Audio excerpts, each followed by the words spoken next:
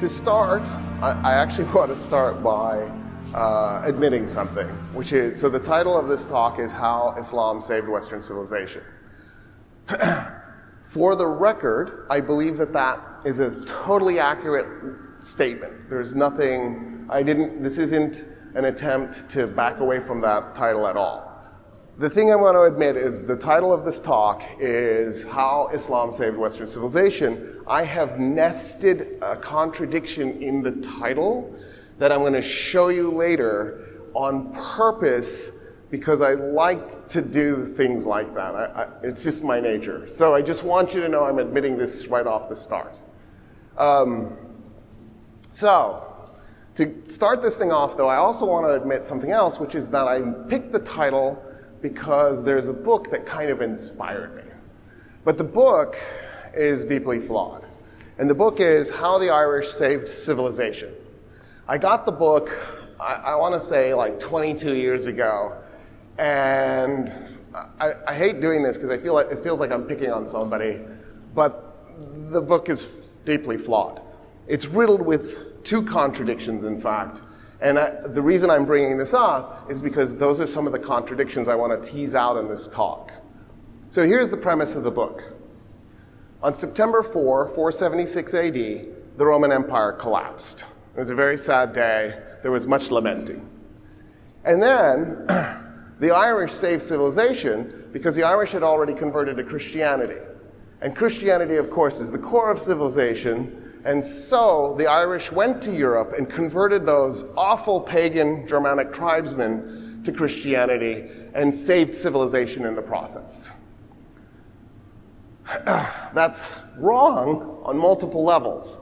The first and most obvious level is Rome didn't fall on September 4, 476 AD. So if the whole idea is that the Irish saved civilization from collapse, but it didn't collapse, then the premise is already shot out of the water. We're already in trouble. Rome fell May 29, 1453. It's almost 1,000 years later. This isn't a small error. This is a gigantic error. So that's one problem. Another problem with the premise is the following. Most of the Germanic tribesmen were Christian. So if the Irish are converting them to Christianity, that's odd. It's like when President William McKinley said, we're conquering the Philippines to make it Christian. And like 80% of the Filipino population were Catholic. Of course, what McKinley meant was to make them Protestant. But anyway, that's a different story. We're just going to genocide 800,000 of these folks and hopefully flip them over to Protestantism. Didn't work. The second contradiction, that they were going to convert the Germanic tribesmen to Christianity, is actually shockingly similar to the McKinley thing I just brought up. Not all of the Germanic tribesmen had converted. Some of them were still pagan. But the ones that had converted were the wrong kind of Christian. That's what he really means. In 325 AD, Emperor Constantine decided that Christianity was too unwieldy of a religion. It was too complicated, too mysterious. There were too many moving parts. And it needed to be toned down a little bit, in part to get rid of some of the contradictions. Like, for example, the Trinity. It was driving everybody nuts, right? How does this work? He's what? And so Constantine said, I want 318 of you theologians to go to Nicaea and figure out how to make Christianity into something a little bit more manageable, because if Rome was already majority Christian at that point, if the Roman Empire is going to use Christianity as the state religion to manipulate people, we as the politician class need to be able to know what Christianity is. How can we manipulate people through religion if we don't understand the religion? So they get together at Nicaea. They come up with a solution for the Trinity. There were 30 Gospels. They threw 26 away. They ordered them destroyed. It didn't quite work. We have the other 26. Most of them were found in Egypt by a farmer who was in the desert digging up phosphorus, and he hit a jar with his shovel, and he heard it crack, and he pulled the jar out, and he saw these leather-bound books. I want to say it was 46, 47, and he pulls out the leather-bound books, and he's like, I don't know what these are, but I know who will know. And he was Muslim, he went to the nearby church, the Coptic Orthodox church, and he handed them to the priest, and the priest went, oh, I know what these are. These are the 26 Apocrypha. And the church then immediately declared it a miracle that somehow the 26 Apocrypha had survived. And the Coptic Church claims that all 30 Gospels are legit and rejects the rejection of the 26 Apocrypha. Apocrypha means wrong, right? So it rejects the wrong, the declaration that they're wrong. At Nicaea, the 318 also had a conversation about one other problem. And the problem was how to understand Christ's nature on earth. If he was God, then how did he manage sin, for example? There was a guy named Arius of Alexandria. He was actually from Cyrenaica. Long story. He was living in Alexandria. That's where he made his career. Arius of Alexandria went, here's my suggestion. Jesus was God, pure God, total God. As a result, he was never tempted. Done. No sin. But the majority said, no, that's wrong. Jesus was God in a man's body. The body was tempted. Therefore, he did experience what it would be like to be tempted, but because he was God, he overcame it, and there was no sin. That became Orthodox doctrine. The other part became heresy. It's known as the Arian heresy. Arian with an I, not a Y. I is Arius of Alexandria. Y is the horse people who conquered India to Ireland.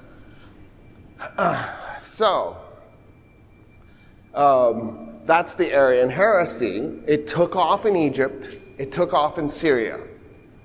And the Germanic tribesmen really liked it. So that's what's being converted.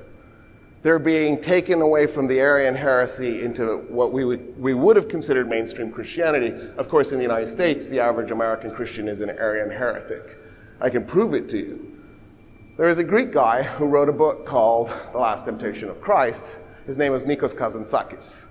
The Last Temptation of Christ is Orthodox Christian belief. Christ was tempted as a man, but overcame it because he was God. Americans went nuts when Scorsese turned this into a movie. The French also went nuts. They actually set a historical movie theater on fire while people were in it because they couldn't believe that a movie that could be this heretical could be made when the reality was they were the heretics. That was the church's official belief. I'm the only one that thinks that's hilarious. All right, fine. These are the types of contradictions I want to tackle, right? The assumptions that we go into these conversations with, like, oh, the Germanic tribesmen are pagans, and oh, right? And the reality is it's way more complicated. So to do that, I want to start with a definition of Western civilization. I've covered this before in other lectures, but I have to treat every lecture like a standalone. So if you've heard me before, forgive me for any redundancy. I will try not to focus too much on this particular definition just because I've covered it in other lectures, but I still need to do this. So, if you take a college-level course, Intro to Western Civilization, and for the record, I'm a political scientist, but history is obviously a thing of mine, and I did teach for a few years with the University of Maryland University College, and I did teach their Intro to Western Civilization class. So I'm also telling you this as a person, as a recovering Intro to Civilization professor. Usually, every school is probably a little bit different because it depends on the textbook and the professor, but usually the class starts in 3,400 BC, or if you're like me and you reject BC because it's confusing, 5,400 years ago. And then the class usually goes, it depends again on the text and the professor, but it usually goes to 1648 with the end of the 30 Years' War, which didn't end in 1648 and lasted about 50 years, just for the record, just to make things not work. And then Intro to Western Civ 2 usually starts in 1648 and goes to the present, which I've always thought was remarkable because it shows our bias for the contemporary period, because we're going to take 5,000 years of history, 5,400 years ago, to 400 years ago, and we're going to compress that into 16 weeks, and then we're going to do 3.5 centuries in 16 weeks. It seems like an unfair distribution. We're literally giving the recent centuries 17 times the attention that we gave the old centuries. But okay, set that aside for a moment. Odds are good that your professor will start this class with maybe one, maybe two, but probably one lecture on Mesopotamia and Sumer and the beginning of writing. And then maybe the second lecture will briefly cover Egypt. And then from there, your professor is going to probably go on and spend a huge amount of time on the Greeks, an enormous amount of time on the Romans, and then the Middle Ages kick in, maybe a lecture on the Middle Ages. They lasted 1,000 years. Maybe it gets a lecture. And then there'll be a lecture or two at the end of the class because the Italians go, hey, I have an idea. Let's do the Renaissance. And that's a really exciting time period. And then the class ends with the completion of the 30 Years' War, when Protestants and Catholics slaughter each other wholesale in Europe. The 30 Years' War is one of my favorite wars because Spain and Sweden fight each other. You know what I mean? You almost don't need to know anything else about the war. They fought 3 battles in Germany. The Spanish army and the Swedish army met in Germany, and they beat the crap out of each other. For the record, the Swedes, while they were in Germany, plundered it. So did the Spanish, of course. You're in Germany, come on, of course you're going to plunder. And they stole a bunch of stuff from the city of Würzburg, and they took it back to Sweden, and a bunch of that ended up in museums.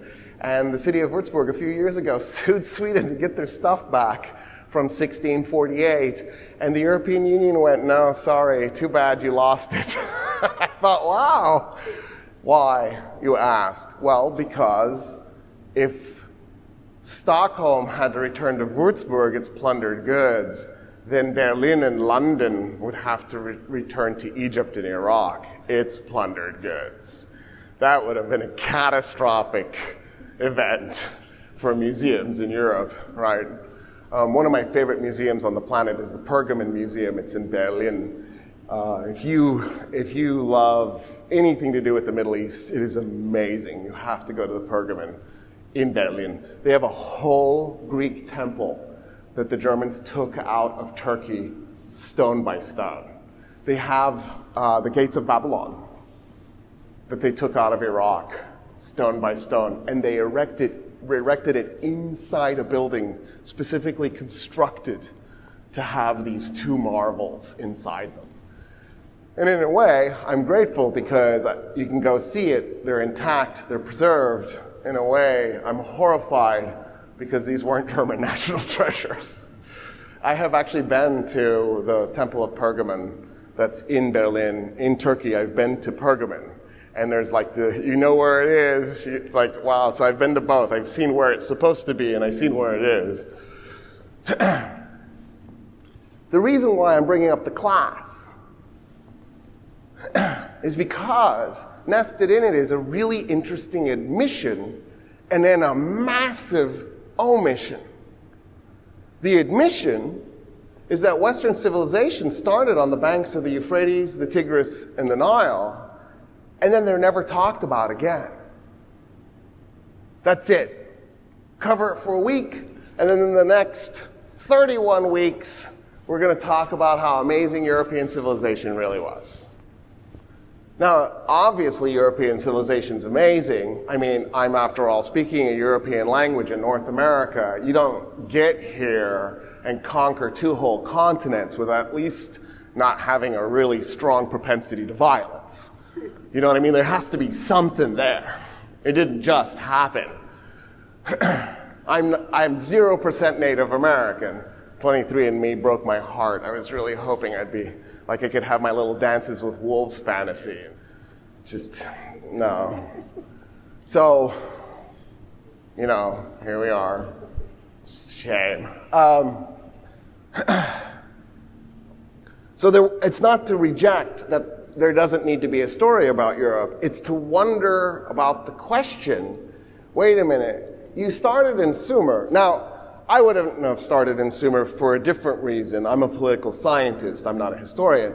Historians start in Sumer because 5,400 years ago is when they mostly agree, there's a little bit of disagreement, that that's when writing started. What a historian is, they're different from a political scientist. A historian believes that civilization starts with writing because a historian is a literary critic who does nonfiction. The difference between a historian and an English major is English majors do fiction, historians do nonfiction. So if there isn't something written, there's nothing for historians to talk about. I, on the other hand, don't care about that. The only thing I care about is politics. So I think government starts civilization, not writing. In fact, why did writing happen in the first place? What happened was bureaucrats were trying to figure out how to keep track of how many cows they had, how much wheat they had stored in the granaries, how many swords they had, how many horses they had. And the politician class went to the bureaucrats and said, you need to come up with some mechanism to keep track of all of this. And so the bureaucrats began coming up with symbol sets for numbers and for items. And over time, those symbol sets evolved into writing. In other words, government had to come first. The year is 6,264, according to the ancient Egyptian calendar. At some point, an ancient Egyptian politician said, you know what sucks? That the farmers don't know what day to plant their crop every year. If we made a calendar and kept track of when spring started, that would really make our lives easier. In other words, even the advent of the calendar isn't the start of civilization. There was a government before that. By the way, just for the record, the Egyptian calendar doesn't have leap years in it, so it's off by 0.24 years. It's actually 0.239, I think. So in other words, you need to do a leap year every 4 years, but every 100 years you need to skip leap year. But every 1,000 years, you need to go ahead and do the leap year you would have normally skipped. So in the year 2000, we were supposed to skip that leap year, but we weren't because it was the 1,000-year point, so that's why we went ahead and did it anyway. Really complicated, but a lot of fun. The ancient Egyptians, because they don't have that, their calendar is so old, they're off by 4 years. In other words, a way to think of it is the first day of spring has rotated through every single day of their calendar 4 times. So it's really the year 6,260, not 64. I'm bringing that up because what that meant then was farmers every 4 years had to actually move the date one day, right? Because the start of spring. And the Egyptians were like, people can keep track of that, let's just move on. This calendar will be too wonky and complicated otherwise. Egypt probably created government about 6,500 years ago. So civilization in Egypt is probably about 6,500 years old. We think that the Sumerians probably started government a couple of centuries later. So the Sumerians beat Egypt to writing, but the Egyptians beat the Sumerians to government, and the two of them were always really close to each other whenever there was a development. So it just kept, whoever was first, the other guy was second. Sumer and Egypt, they just kept flipping back and forth in developments. So another way to look at this is Egypt was conquered by the Romans in 31 BC. This is a pretty catastrophic event for Egypt at every level, in part because the Romans were rough. To give you an idea what I mean by the Romans were rough, when Gaius Julius Caesar the guy you incorrectly called Julius Caesar. His first name was Gaius. His last name was Julius. His name that modified his last name was Kaiser. Gaius Julius Kaiser. Julius is his actual last name. What type of Julius was he? He was a Kaiser Julius. That's how his name actually worked. But anyway, so the guy that you guys incorrectly called Julius Caesar, when he conquered Gaul, today France, he killed 1 million of the Celtic population living in Gaul. Now you go, how bad was that exactly? There were 3 million Gauls. He murdered 1/3 of the population. He enslaved another million. And then he turned and looked at the remaining million and went, welcome to the Roman Empire, Republic. Because they hadn't quite yet made it an empire. Right? That was the Roman way. Now the Romans varied in how cruel they were. So when they got to Dacia, they killed and enslaved everybody. In fact, they were so thorough about destroying Dacia, you don't know where Dacia is. It's effectively been erased from history. I'll tell you where it is. It's Romania. As in the Romans erased it from existence and then named it after themselves. And it still holds the new name. When the Romans conquered Egypt, they wanted to crush the Egyptian population. So they did things like they banned Egyptians from owning land. They banned Egyptians from riding horses. They banned Egyptians from doing anything but wearing the color blue. Egyptians had to always wear blue. And the Romans did this because they knew that the Egyptian population was going to be complicated to rule over. And then they were right. The Egyptians kept rebelling, so the Romans kept massacring them by mass crucifixions. Romans loved crucifixions, and they would just crucify whole segments of the Egyptian population and then say, look, this is going to happen to you if you keep rebelling. And of course, the Egyptians just kept rebelling. So if we decide that Egyptian civilization stopped abruptly in 31 BC, I'm happy to do that for purposes of this conversation, then by the time it got to 31 BC, Egypt's civilization was 4,000 years old.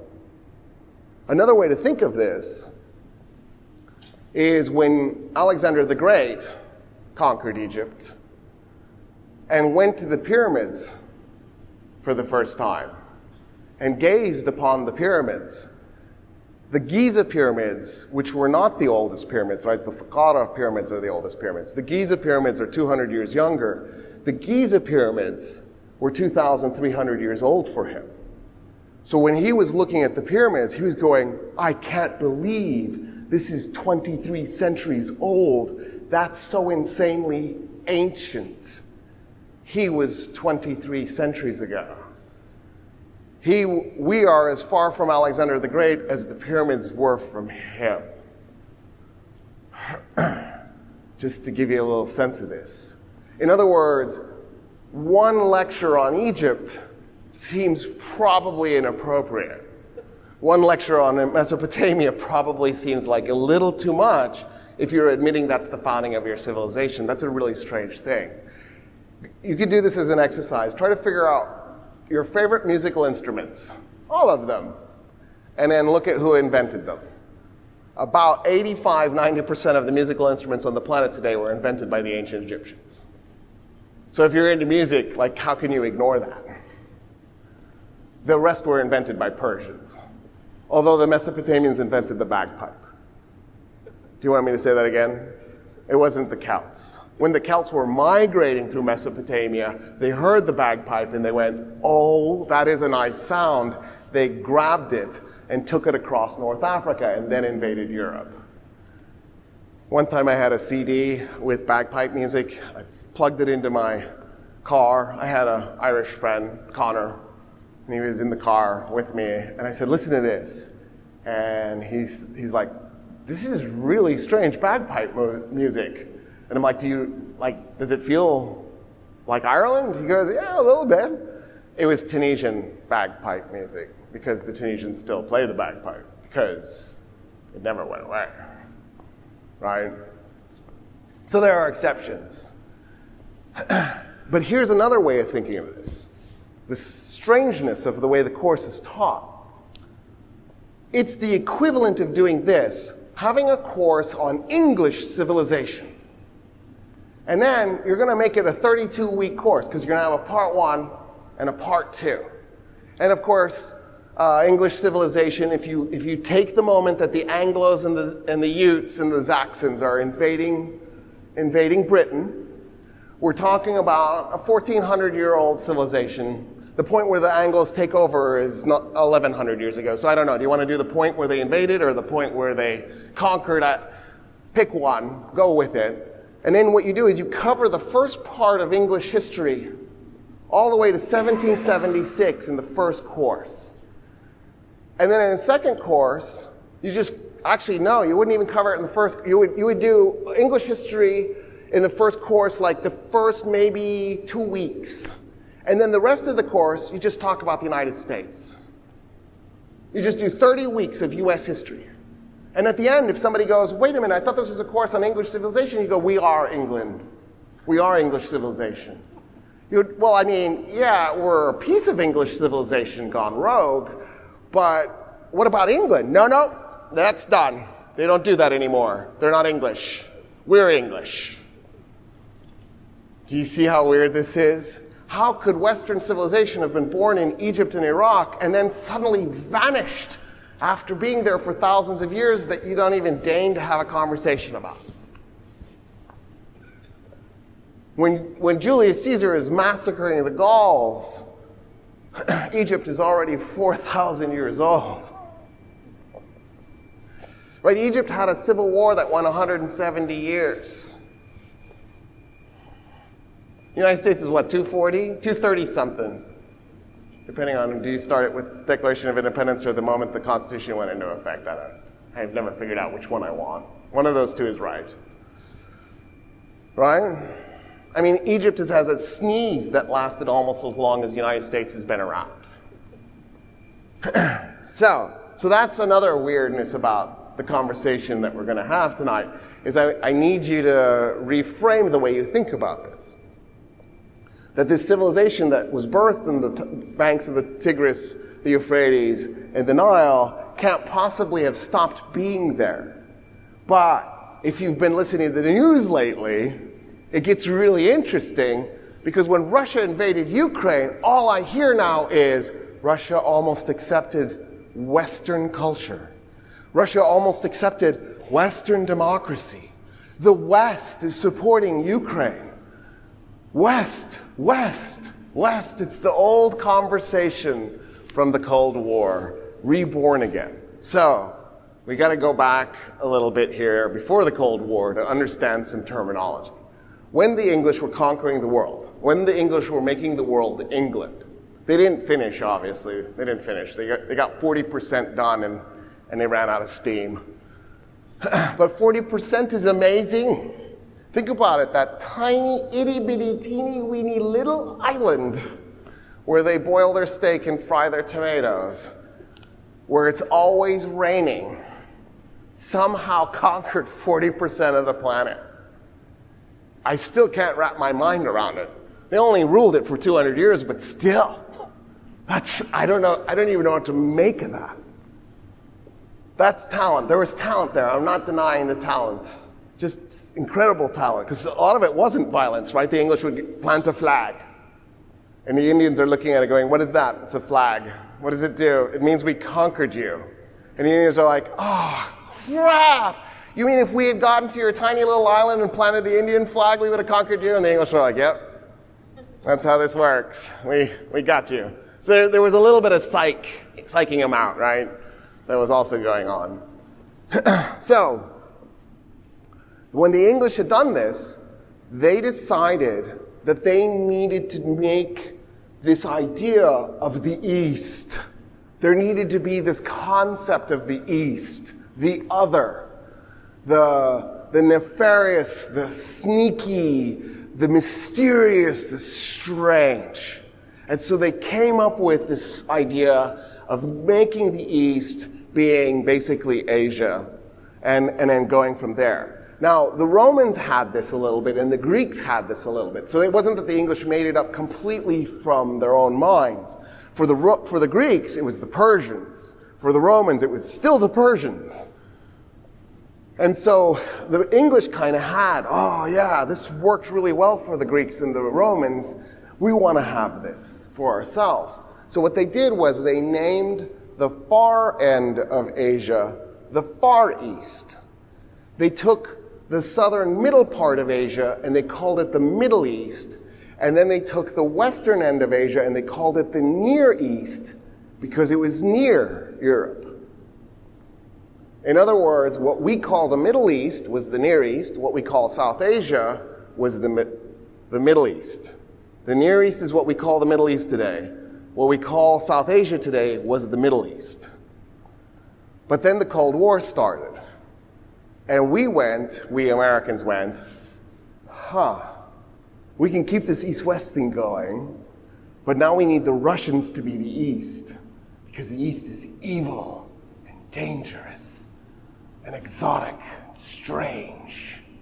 So we'll make the Russians the new Near East, and we'll do the Eastern Bloc states as the new Near East. But if that's the Near East, then the Middle East can't be the Near East anymore. So we renamed the Near East the Middle East, but then we needed a new name for the old Middle East, so we named it South Asia in our new naming scheme. The Eastern Bloc states and the Soviet Union, it never caught. Nobody started calling that the Near East. But they did call it the East and the Eastern Bloc. In other words, it partially worked. It worked well enough. It got what they wanted. And now, in effect, what they had done was they had successfully divorced East Germany East from Western civilization in the minds of people. But this isn't the first time that somebody has divorced Western civilization from the minds of people. We had already done it to Egypt and Iraq. Right? I just got through showing you that the West was founded in Egypt and Iraq, and yet somehow we believe it's not in the West. In fact, even Middle Easterners will say it's not in the West. It's part of everybody's understanding of the world now. And this is, of course, at the heart of Orientalism, because the goal is to make it seem that the East is irrational. It's inefficient. It's authoritarian. And the West is democratic and liberated. And everybody's happy. It's all about ice cream. We build it into everything. So I don't know if you've ever watched The Man in the High Tower. It's probably not worth watching. The first season is. The first season was really, really amazing. But then after that, it kind of falls apart a little bit. And you could tell they just didn't know where to go. But it's about what would have happened if Japan and Germany had won World War II. And so it's really weird watching Americans walking around in SS uniforms, goose stepping around. It's just like, oh, God. So the first season, the whole time you keep thinking, oh, this is horrific. Well, not to ruin the story for you in case you haven't seen it, but at one point, there is a good Japanese, right? That's a fun trope. Good Japanese, bad Japanese, right? We do this all the time. Good Native American, bad Native American. That's how we it's Downton Abbey. Everybody upstairs is wonderful. Some of the people downstairs are wonderful, but some of the people downstairs are not wonderful. Because we all know there are good lower class people, but there's scum lower class people, but upper class people are all wonderful. Because the guy who wrote Downton Abbey, of course, is a member of the nobility, and so it's a giant propaganda piece. Just remember. Also, he villainizes gay people, which is interesting that Americans like this show so much.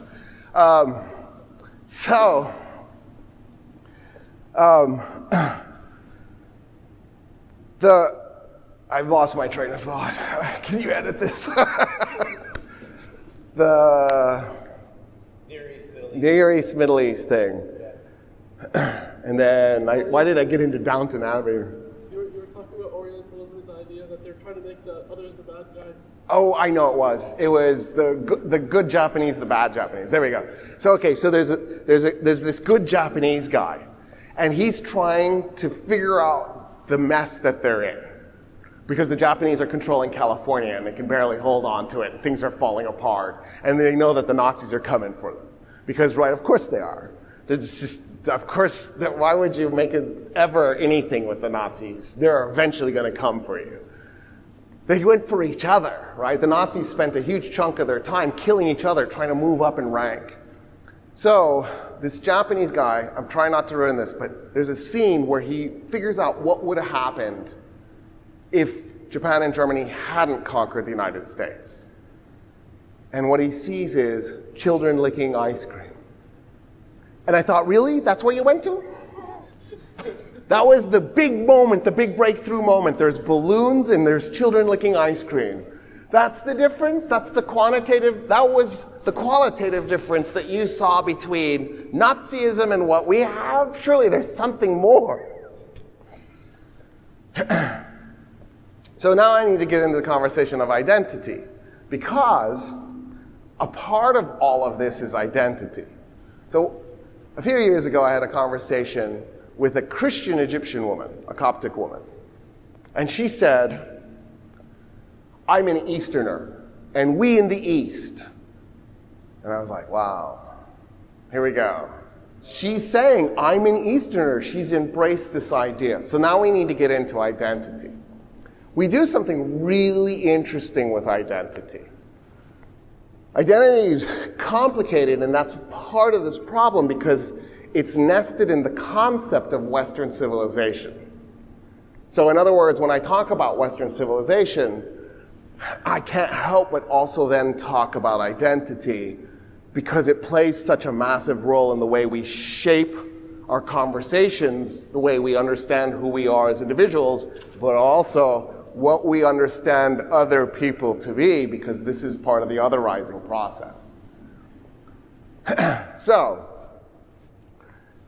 this identity conversation, I want to bring up something interesting. And it'll seem weird, but when you think about it, it's the right thing to do, especially since I brought up the Irish earlier. Just to be clear, I didn't like that book, How the Irish Saved Civilization.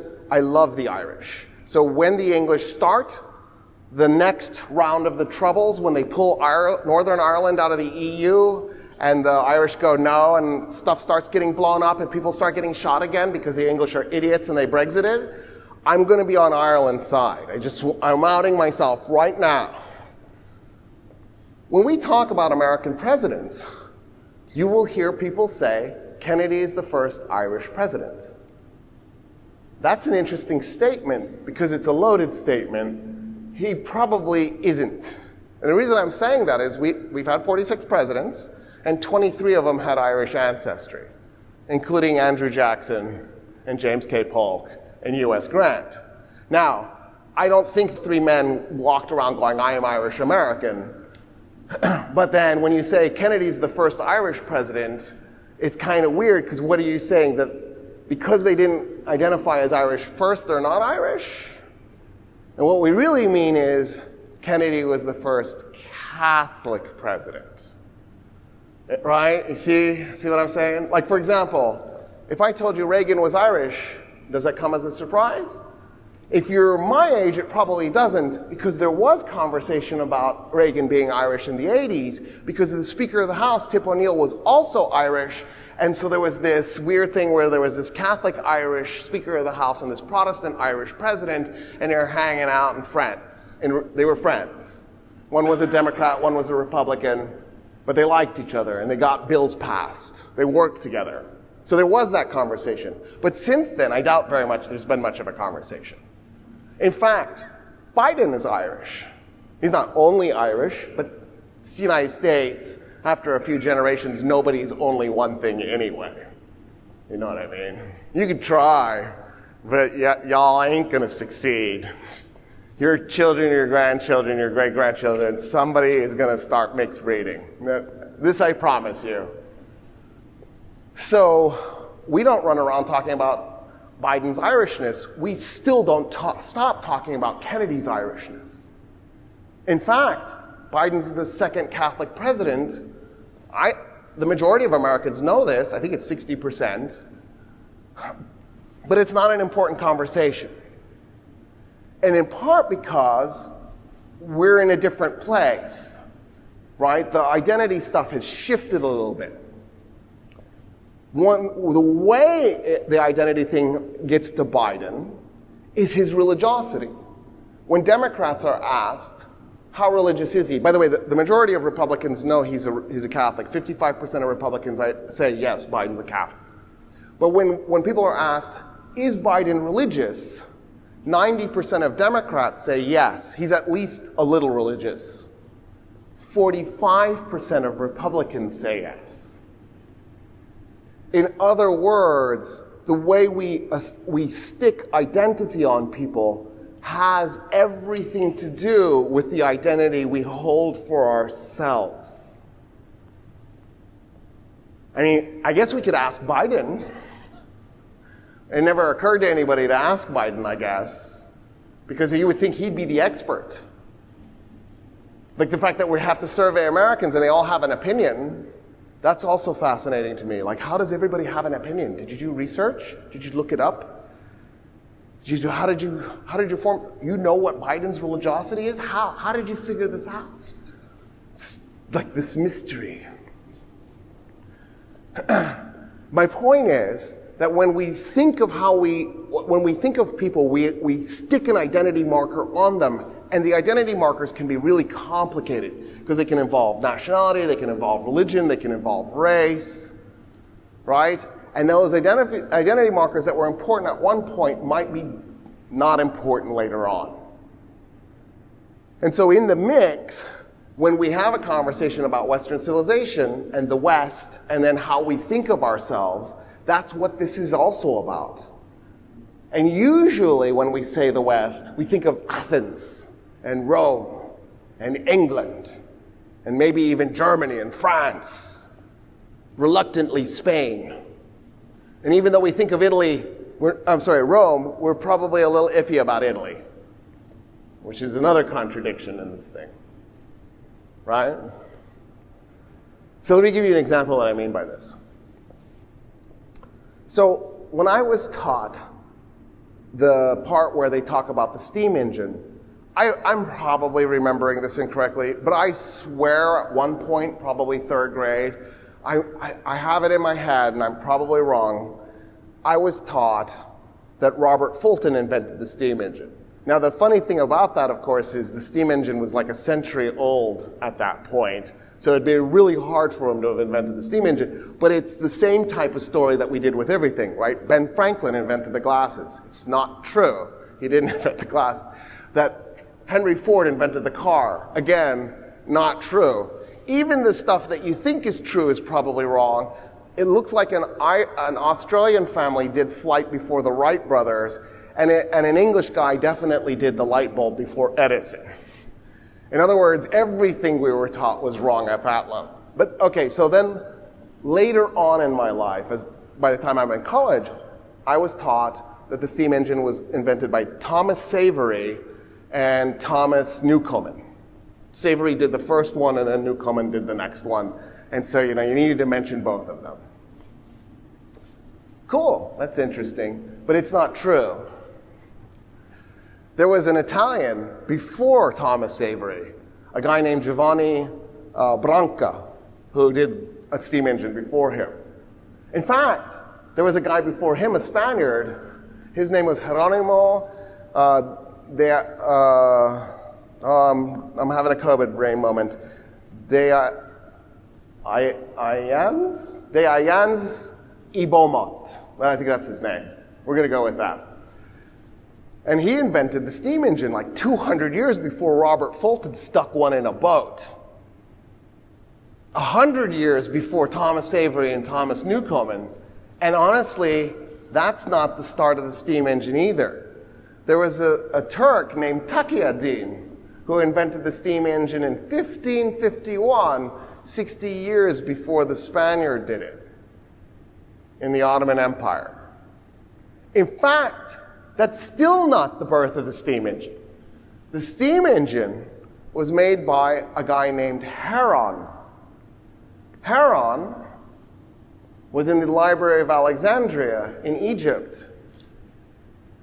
And he made the steam engine 1,500 years before Takia did. We've had the steam engine for 2,000 years now. Now, when I mentioned Heron, I didn't say it. I almost said it, but I caught myself. I almost said he was a Greek from Alexandria, Egypt, at the Great Library who invented the steam engine. And the reason I caught myself is because of the identity thing, which I'm not done talking about. But before I move away from Heron, I just want to point out what he did. He made two steam engines, in fact. One of them was actually a static rocket, and it just spun. So he didn't just invent the steam engine, he also invented the world's first ever rocket. It didn't go anywhere, but it was a rocket. The other thing he did was he made a mechanical play with gears. I was also taught that the gear was invented like 300 years ago. But he, 2,000 years ago, made a play that actually had gears in it. In fact, we now have a thing called the Antikythera device. The Antikythera device was found off the coast of Antikythera. It's a metal box. For the longest time, archaeologists had no idea what to do with it. Somebody went, what if we x-rayed it? And they did it. They x-rayed it. It has gears in it. The thing is 2,000 years old. And then they figured out what it was. Well, recently, we finally figured out what this thing was. It was a computer. It was an analog computer, a mechanical computer, not a digital computer. It wasn't electronic. It had gears in it. And what you would do is you would enter the date on the top, and then it would rotate the constellations into place. So it was an astronomical computer, so you could know what constellations you would see that night. Think about how complicated it would have been to put that kind of data into the form of gears and then stick it into a box and make it work. Where you're putting something as complicated as a date into it by rotating the gears. This is not nothing. So Heron had this thing with gears in it, with levers, by the way, with bells and whistles on it. You would turn it on, and then you would go sit down and watch. And what the gears would do is it would cause the scenes to shift, and you could have an object move across. For example, you could have waves, and then a boat, and then you could have sound effects with the bell and the whistle and the clacking. And then the scene could shift because you had all these different things that would move into place. And you could have a scene where a boat goes across the water and lands on the shore and a hero moves out. In other words, he invented a TV. It was just a mechanical TV. 2,000 years ago. Isn't that crazy? Isn't that crazy? Now, I said already, I almost admitted to you is Greek. So let me tell you why I'm telling you this. So my family from my father's mother, so my grandmother's family, are Finlandssvenskar. That means a Swede from Finland. So I was raised to believe I was a Swede, because Swedes are cool. And I was raised to be racist against Finns. Is it racist? Are Finns a race? Anti-nationalist against Finns, there, because Finns are a nation, not a race. So in other words, I was taught, Finns suck, Swedes are wonderful. Now, here's the weird thing about Finlandssvenskar, is they're Swedes from Finland. And the reason there were Swedes in Finland is Sweden conquered Finland.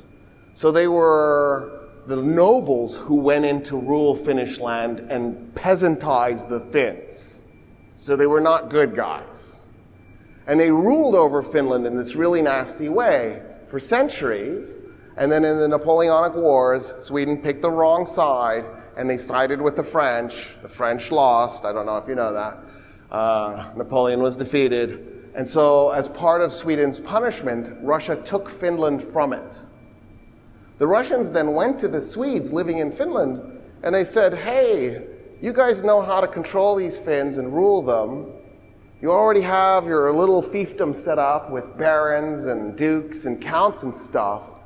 You keep doing that but in our name, and we'll leave you where you are and you just pay us taxes.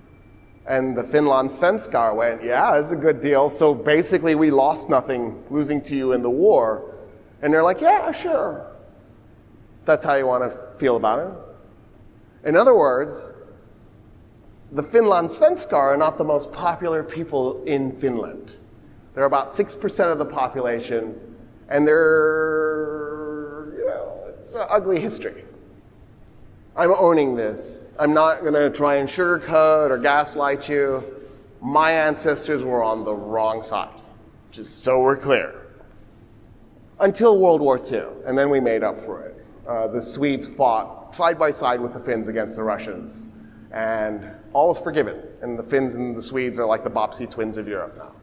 I don't know if you caught this in the news a few months ago, but the Prime Minister of Finland said we want to join NATO, but we can't unless the Swedes join.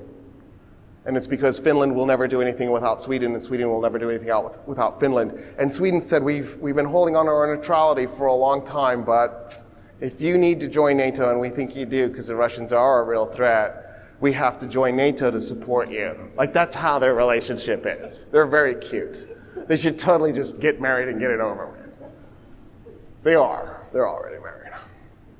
So in other words, if I went to Finland, even though there might be some latent resentment left, I'm probably okay. I'm not like scared or anything about it.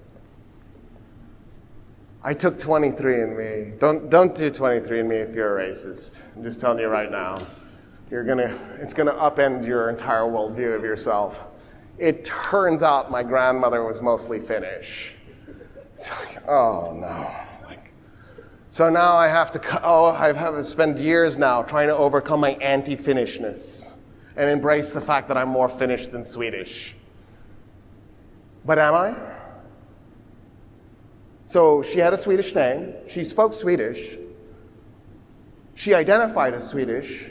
It's just genetically she was mostly Finnish. See how complicated this got all of a sudden? But now here's the really weird twist, and it's why I'm bringing this up. If you're a 6% minority in a place, and you only want to breed with your own nation, it's going to get cousiny really fast. You know what I mean? You're probably doing your children and grandchildren a huge disservice.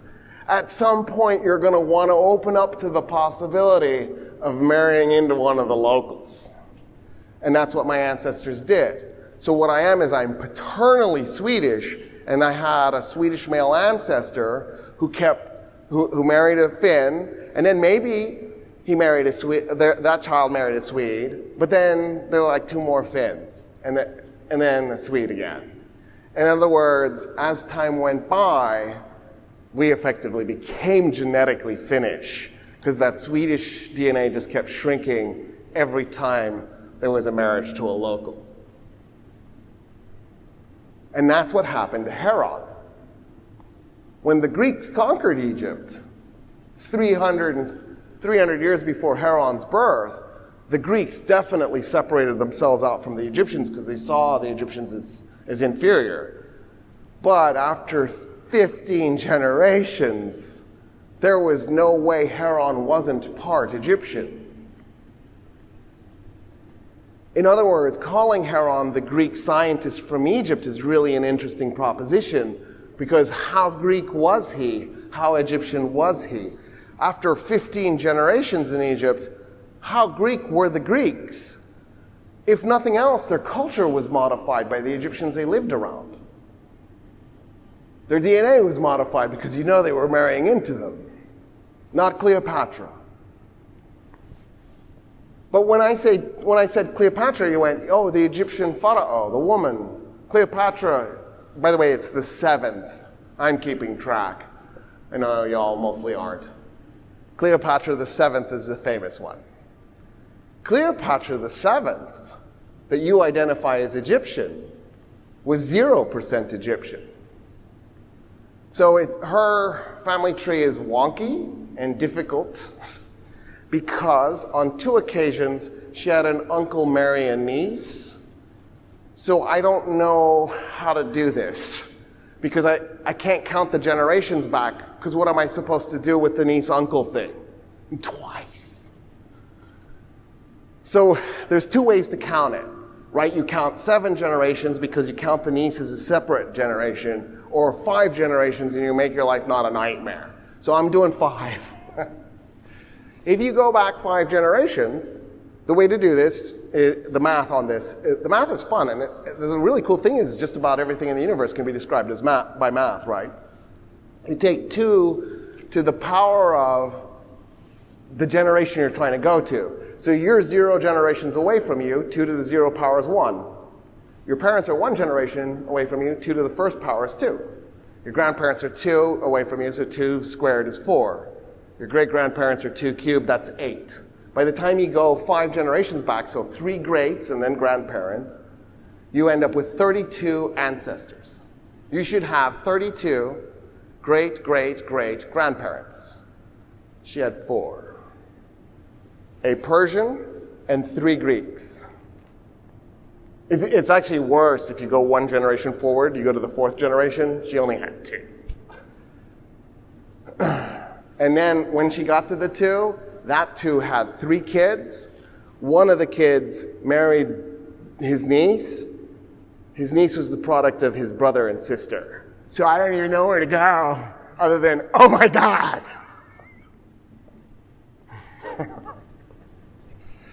But notice what we do. We go Cleopatra the Egyptian, Heron the Greek. Heron was definitely very Egyptian by the time we got to the 1st century AD.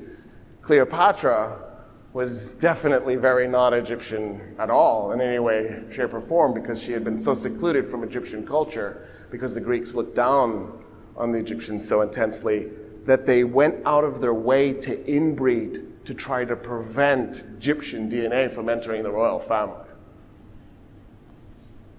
It's intense. Here, let me give you another example of what I mean by this. The guy who invented philosophy. Some people call him Thales.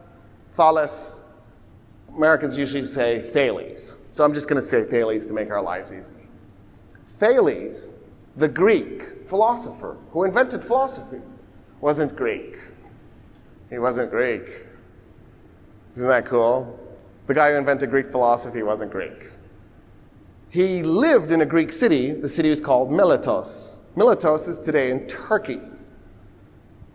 He spoke Greek, but he also spoke Phoenician because his family was from Lebanon. They were Phoenicians.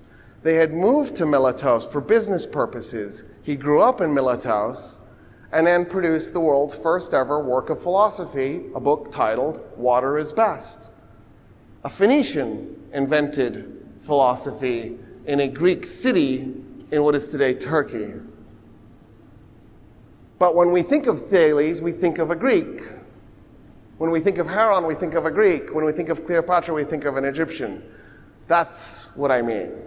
What we do is we have this tendency to be selective with how we apply the identities. And that gets all sorts of messy. Okay, so now let's do this. Let's shift. Now that I've got you thinking about identity and how we're careless with it, now I want to found Western civilization. So what is it that makes something West and something not West? So this is part of the reason why my title was meant to bring out contradictions. The East-West paradigm at some level is nonsensical because it assumes that there isn't connectivity with the other side and cultural sharing. So at some level, there is no Western civilization. That's a construct that's part of our imagination.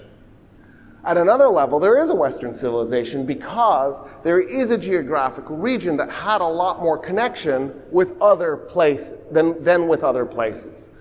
One way to think of this then would be if you made the Indus River the boundary for Western civilization. Everything to the west of the Indus is Western civilization. But that doesn't mean everything to the east of the Indus is Indus civilization, or is Eastern civilization, because if nothing else, Indian civilization is so different from Korean or Japanese civilization, right? It's preposterous actually to start lumping together. But everything west of the Indus does have strong connectivity, and here's why.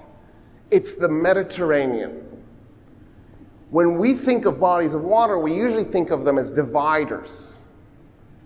That's because of our bias. The Pacific and the Atlantic are dividers because they're so big. They really do divide the old world from the new world. But the Mediterranean isn't a divider, it's a connector. It has the exact opposite role. It's just small enough of a body of water that getting across it isn't too difficult. It's insulated enough that it does have tempests, which are the Mediterranean cyclones, but they're never as intense as hurricanes. The ancient world, you just didn't sail during the tempest season, which was basically fall and winter. You just stayed out of the seas, and yeah, that way you could avoid it. And so what ends up happening is the Mediterranean connects because it's a highway. It's way easier to move goods and people by boat than it is by land. Land is a pain because you've got to build a road, then you've got to maintain the road, you've got to make wagons, and the wheels are constantly breaking, and you can hardly put anything in a wagon, and then you have all these stupid animals you have to feed, right? And they need water or they'll die. And right, so if you're trying to get from Egypt to Morocco, don't go by land, go by sea. You'll get there really fast, it'll be very efficient, and your life will be relatively easy.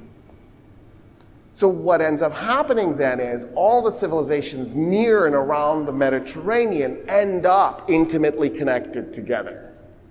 So if we accept that premise, then yeah, there is some regionalism to it, even though at some level it's still a little bit of an artificial device.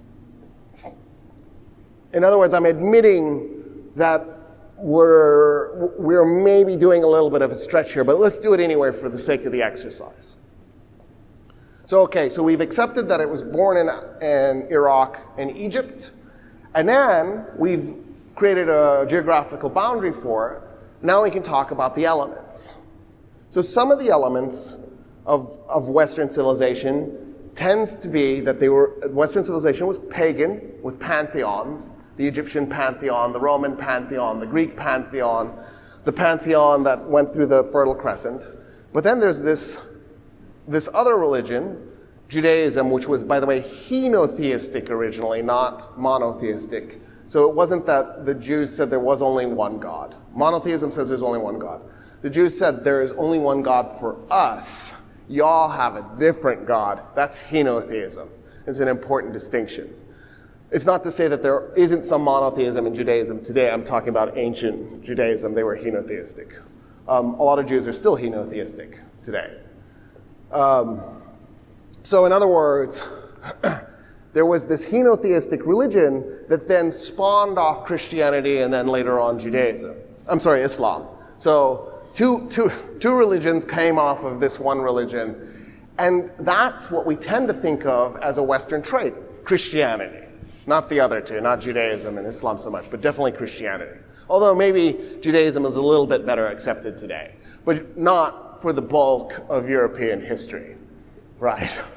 European history is pogrom after pogrom after pogrom after pogrom until we get to the pogrom of pogroms, the Holocaust. And then Europeans go, okay, I guess we should stop killing them. But it's like this reluctant almost, I miss it. So, if we accept that that's the religious background for this, then there's the birth of government in Egypt, there's the birth of writing in Sumer. What are the other elements? One place you can look to is the 18th dynasty of Egypt. The 18th dynasty of Egypt did something really remarkable. One of the things it did was it actually started an empire.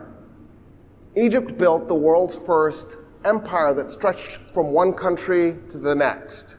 The 18th dynasty conquered part of Libya. They conquered Cyrenaica, eastern Libya. They conquered the northern part of the Sudan. They went into Palestine. They went all the way into Syria. And they created an empire. Well, imperialism is the history of Western civilization. So there's that element. That's interesting. The 18th dynasty also invented a convenience industry. So, for example, you could write down on a stone, they like to use limestone slabs. you could write down on a slab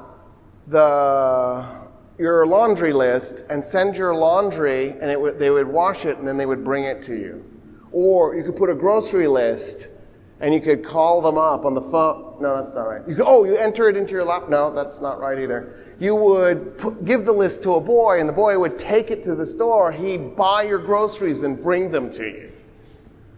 There was this entire giant apparatus built around convenience in the 18th dynasty in Egypt. They took history to a new level. So by the end of the 18th dynasty, they did a better job of chronicling their events, so that by the 19th dynasty, they were doing a really good job of it. 18th dynasty, they were still figuring this out. So they would, for example, one of the things that we know is Thutmose III was an amazing pharaoh, because, and as a warrior, he would lead his men into battle from the front line, and he was a general, and he commanded his men, and he never lost a battle. And we know that he was in 17 military campaigns because they chronicled all of that. By the way, they were prolific writers. They wrote poetry, they wrote love letters, they kept track of who lived where, so they did a census. There is a little town in Upper Egypt, if you go there, it's Deir el-Medinat, where we know more about the people living in that town over the course of a 400-year span of time, because we have their notes, we have their love letters, we have the poetry they were writing each other, we have their laundry lists, and we have their grocery lists. We know intimate details about where each person lived and what kind of life they lived. We know more about them from 3,500 years ago than we know about Americans from 200 years ago.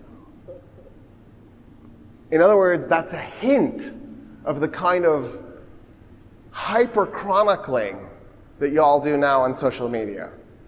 What did you eat today? All I got to do is look at your social media account. I will know. How's your dog doing? You've told me that too. What's the latest choreographed picture of the idyllic life you're leading, where you were careful not to show the factory in front of your front door by taking the picture in an angle so that all we saw was the sky and the trees? It's all there. Make sure not to give anybody your address, because they can Google map it and they'll see the factory. You don't want. Just carefully choreograph.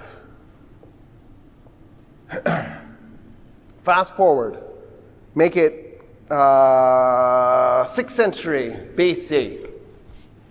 There's a guy named Cyrus the Great, Kurosh, Persian. In fact, he's the guy who creates the Persian Empire. When he does it, he issues the world's first ever Bill of Rights. When I say Bill of Rights, you think Western civilization. There it is, the Persians. They beat everybody to it. By the way, just for the record, that Bill of Rights, that's almost 2,600 years old. It's over 2,500 years old. Almost 26 centuries. Banned slavery, human sacrifice, and it guaranteed freedom of religion. In fact, it encouraged freedom of religion. The Persians told everybody in the empire, if your temples are in disrepair, we will fix it for you using government funding. So after the Neo-Babylonian Empire had conquered the Jews in Palestine and dragged some of those Jews to Babylon, not to be slaves, but to live in Babylon. They were forcibly relocated to Babylon. When Kurosh conquered Babylon, he told the Jews, no, you can live anywhere you want. We're not doing that anymore. There's no slavery in my empire. There's no forced living anywhere in my empire. And so a bunch of them wanted to go back to Palestine. The Temple of Solomon had been destroyed by the Neo-Babylonians because they hated the Jews and they just wanted to hurt them. So they tore down the Temple of Solomon. And when they read the Bill of Rights, they go, hey, can we get a new Temple of Solomon? Kurosh is like, yes, of course. Everybody gets their temples rebuilt. And he said, okay, yeah, show me the plans. And let's just say they added stuff from the original temple. For example, they built a giant human-made mesa and then put the second Temple of Solomon on top. And so Kurash is looking at it and he goes, wait, what? That's like a mountain, a flat mountain. The Babylonians tore that down? I don't even know how anybody built it, let alone tore it down. And the Jews are like, yeah, they really hated us. And so Kurash goes, well, we're going to do it. We promised you we'd do it. We're going to build it. But I only know one people on earth that can build mountains. It'll be Persian gold, but it's going to be Egyptian engineers. And they went and grabbed Egyptian engineers, and they built the Temple Mount with Persian gold. And that's why Kurash is in the Bible.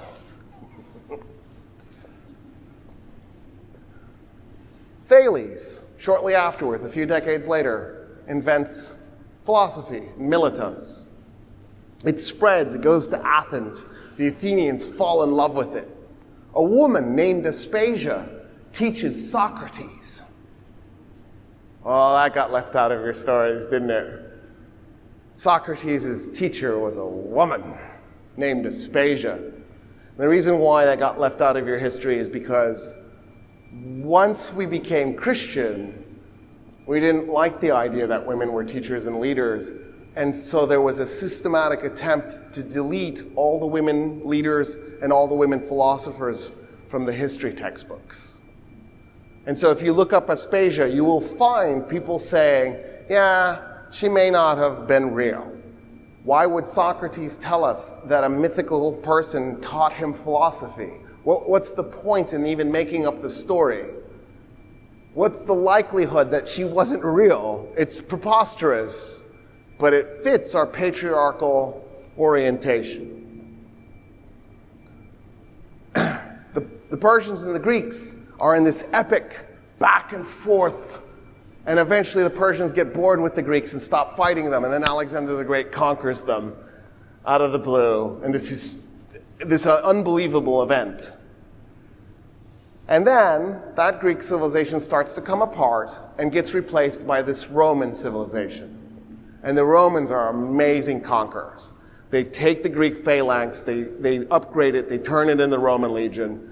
The Persians eventually recover from the Greek conquest, and now the new clash is between the Persians and the Romans, and it'll last 53 BC, when the Battle of Karhay, until the rise of Islam, when it ends. So the Muslims start conquering Persia in 633. So 53 BC to 633, almost 7 centuries. The Persians and the Romans fight it out. Brutal, nasty, knockdown, drag-out fights. But in the middle of all of this, there's one thing that's really powerful and important for our purposes, and it's the Great Library.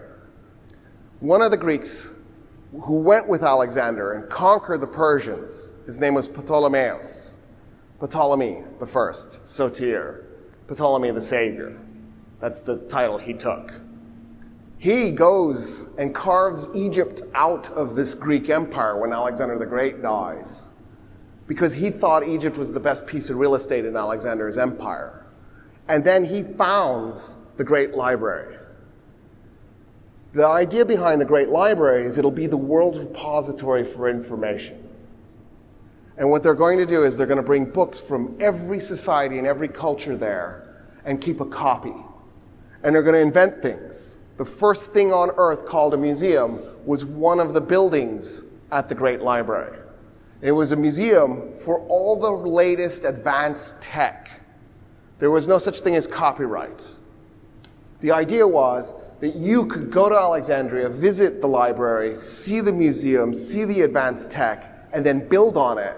But then once you built on it, you were supposed to bring your advances there so that the next generation of advances could be made based on yours. That was the idea behind the museum, not so you could stick art and ancient relics in it. It was supposed to be so that the world could advance technologically. At its height, the Great Library may have reached as many as 1 million books. I actually think 1 million is probably the right number. I've seen 2 million, feel like that's too many. I've seen 200,000, I feel like that's too few. To give you an idea of what 1 million books is, the Library of Congress, the United States Library of Congress, reached the 1 million bookmark in 1905. So in terms of quantity of information, the Great Library was on par with where we were in 1905. Quality, no, but quantity, yes. Because right by 1905, we had flight, the light bulb, and steam trains. But remember Heron? He was at the Great Library, so they had steam. They just hadn't made trains yet. If they had had a little bit more time, they might have. But they run out of time. They run out of time because Rome converts to Christianity. Now, this isn't me bashing Christianity. I'm not in the mood to bash anybody. I just want to tell you the story because it's important that we acknowledge what happened. As Rome switched to being Christian and dumped its pagan roots, it also started to slowly move away from this idea that it needed to be advanced technologically. And in 391 AD, it took that to the maximum level when Emperor Theodosius issued a decree declaring that the Roman Empire it wasn't just that Christianity was the official religion. It wasn't just that Christianity was the state's religion. It was also the only religion. Non-Christians were no longer welcome in the empire. Jews and pagans needed to convert or leave.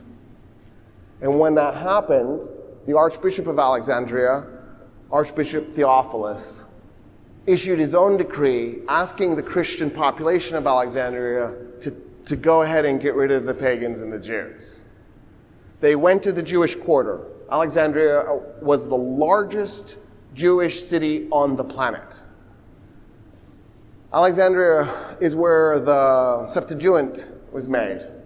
So the second Greek pharaoh, Ptolemy II, Ptolemy Philadelphus, had such a large Jewish population in Alexandria that couldn't speak Hebrew, so they didn't know how to read their holy texts, that he decided to commission a Greek translation of the Old Testament into Greek so that the Greek-speaking Jews living in Alexandria would be able to access their holy texts.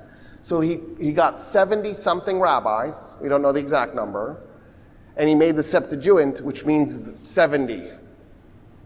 And the Septuagint was because he had 70 rabbis translate the Old Testament so that it could weed out bias and error, and they would merge the 70 translations into one so they could get an accurate translation. We have since found the Dead Sea Scrolls, which were older, but not by much. I think they were 200 or 300 years old. So now we have the original Old Testament material in the original Hebrew, and we've compared them. You don't need to change your translations. The Septuagint is spot on. It was an amazing translation. In other words, he pulled it off. The mob goes to the Jewish quarter and just begins massacring the Jews.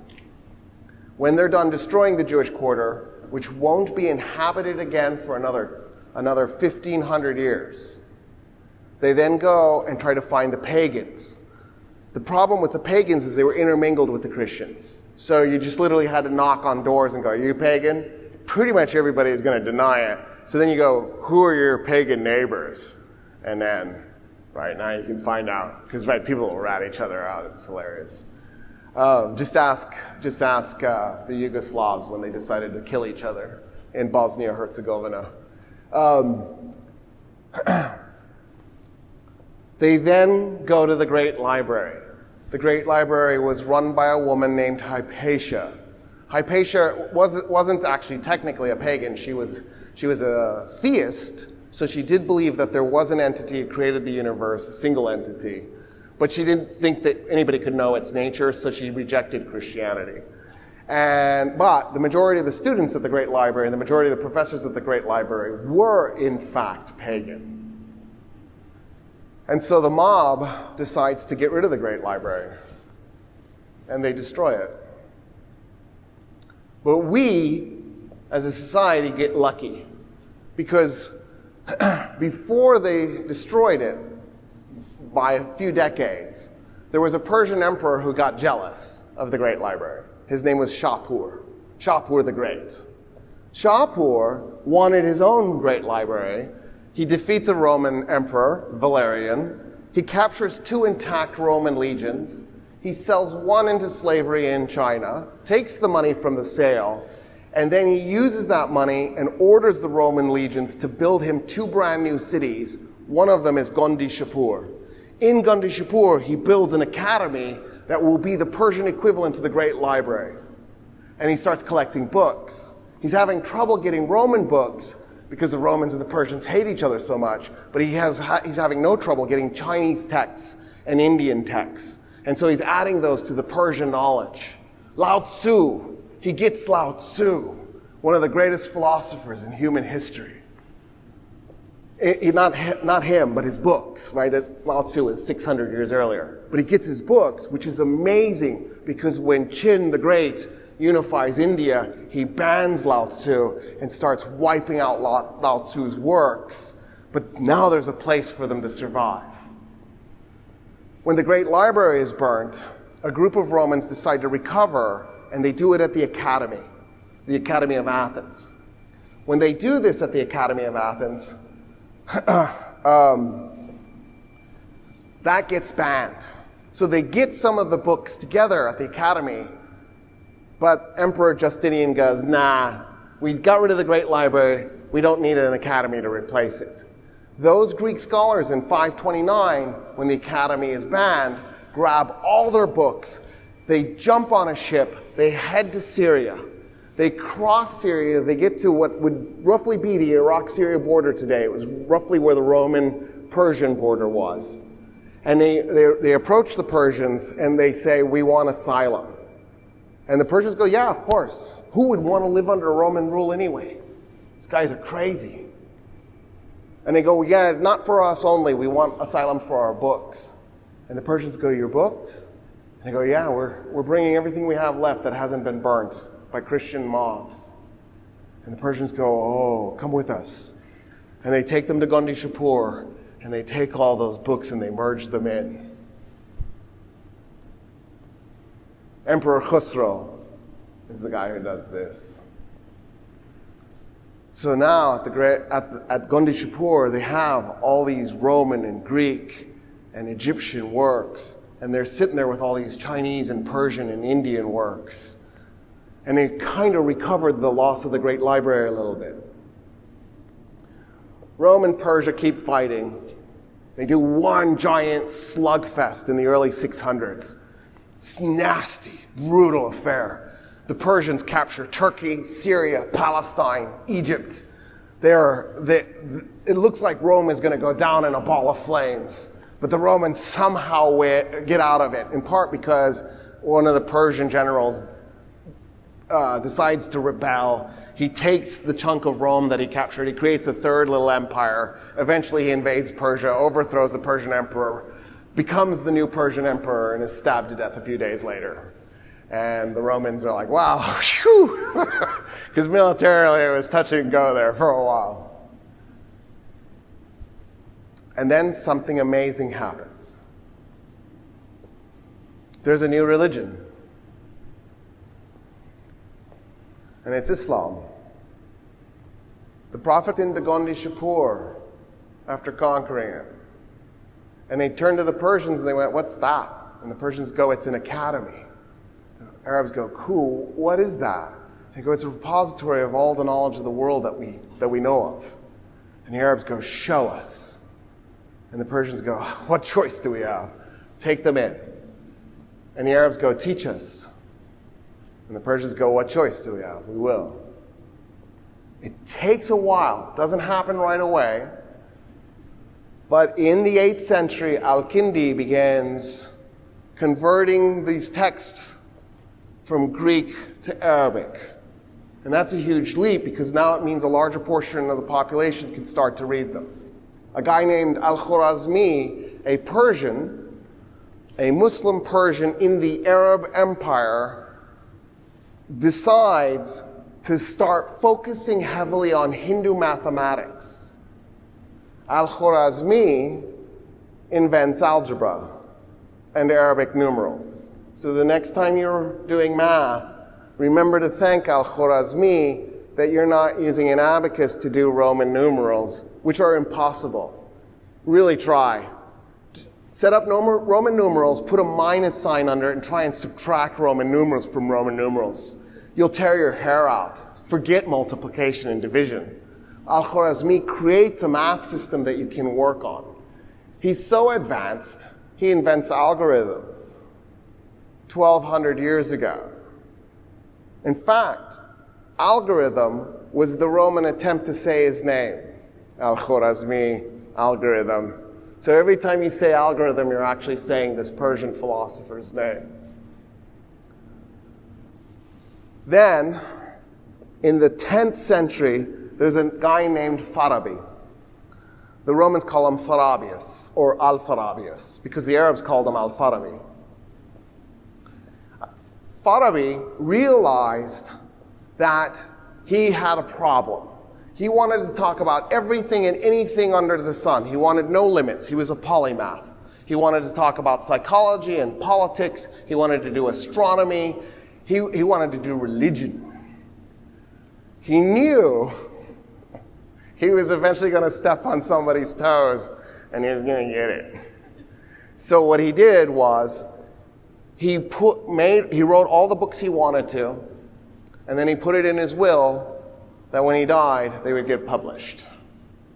And so as a result, we don't really know as much about him because during his lifetime, he spent it as like a gardener. And what he would do is he would garden at the palace, and he would listen to all the political conversations inside, pretending that he's tending to the roses or something. But in reality, he was writing it all down. He's going to ask really strange questions, questions that maybe not many folks had asked before. So when the Persians made their empire, they did something completely unexpected, completely bizarre. When you would get conquered by Kurosh the Great or subsequent Persians, you weren't subjugated, enslaved. You became a partner of the empire. In other words, you were in a good place being conquered. It wasn't that horrible, which is strange because that's usually not how it is.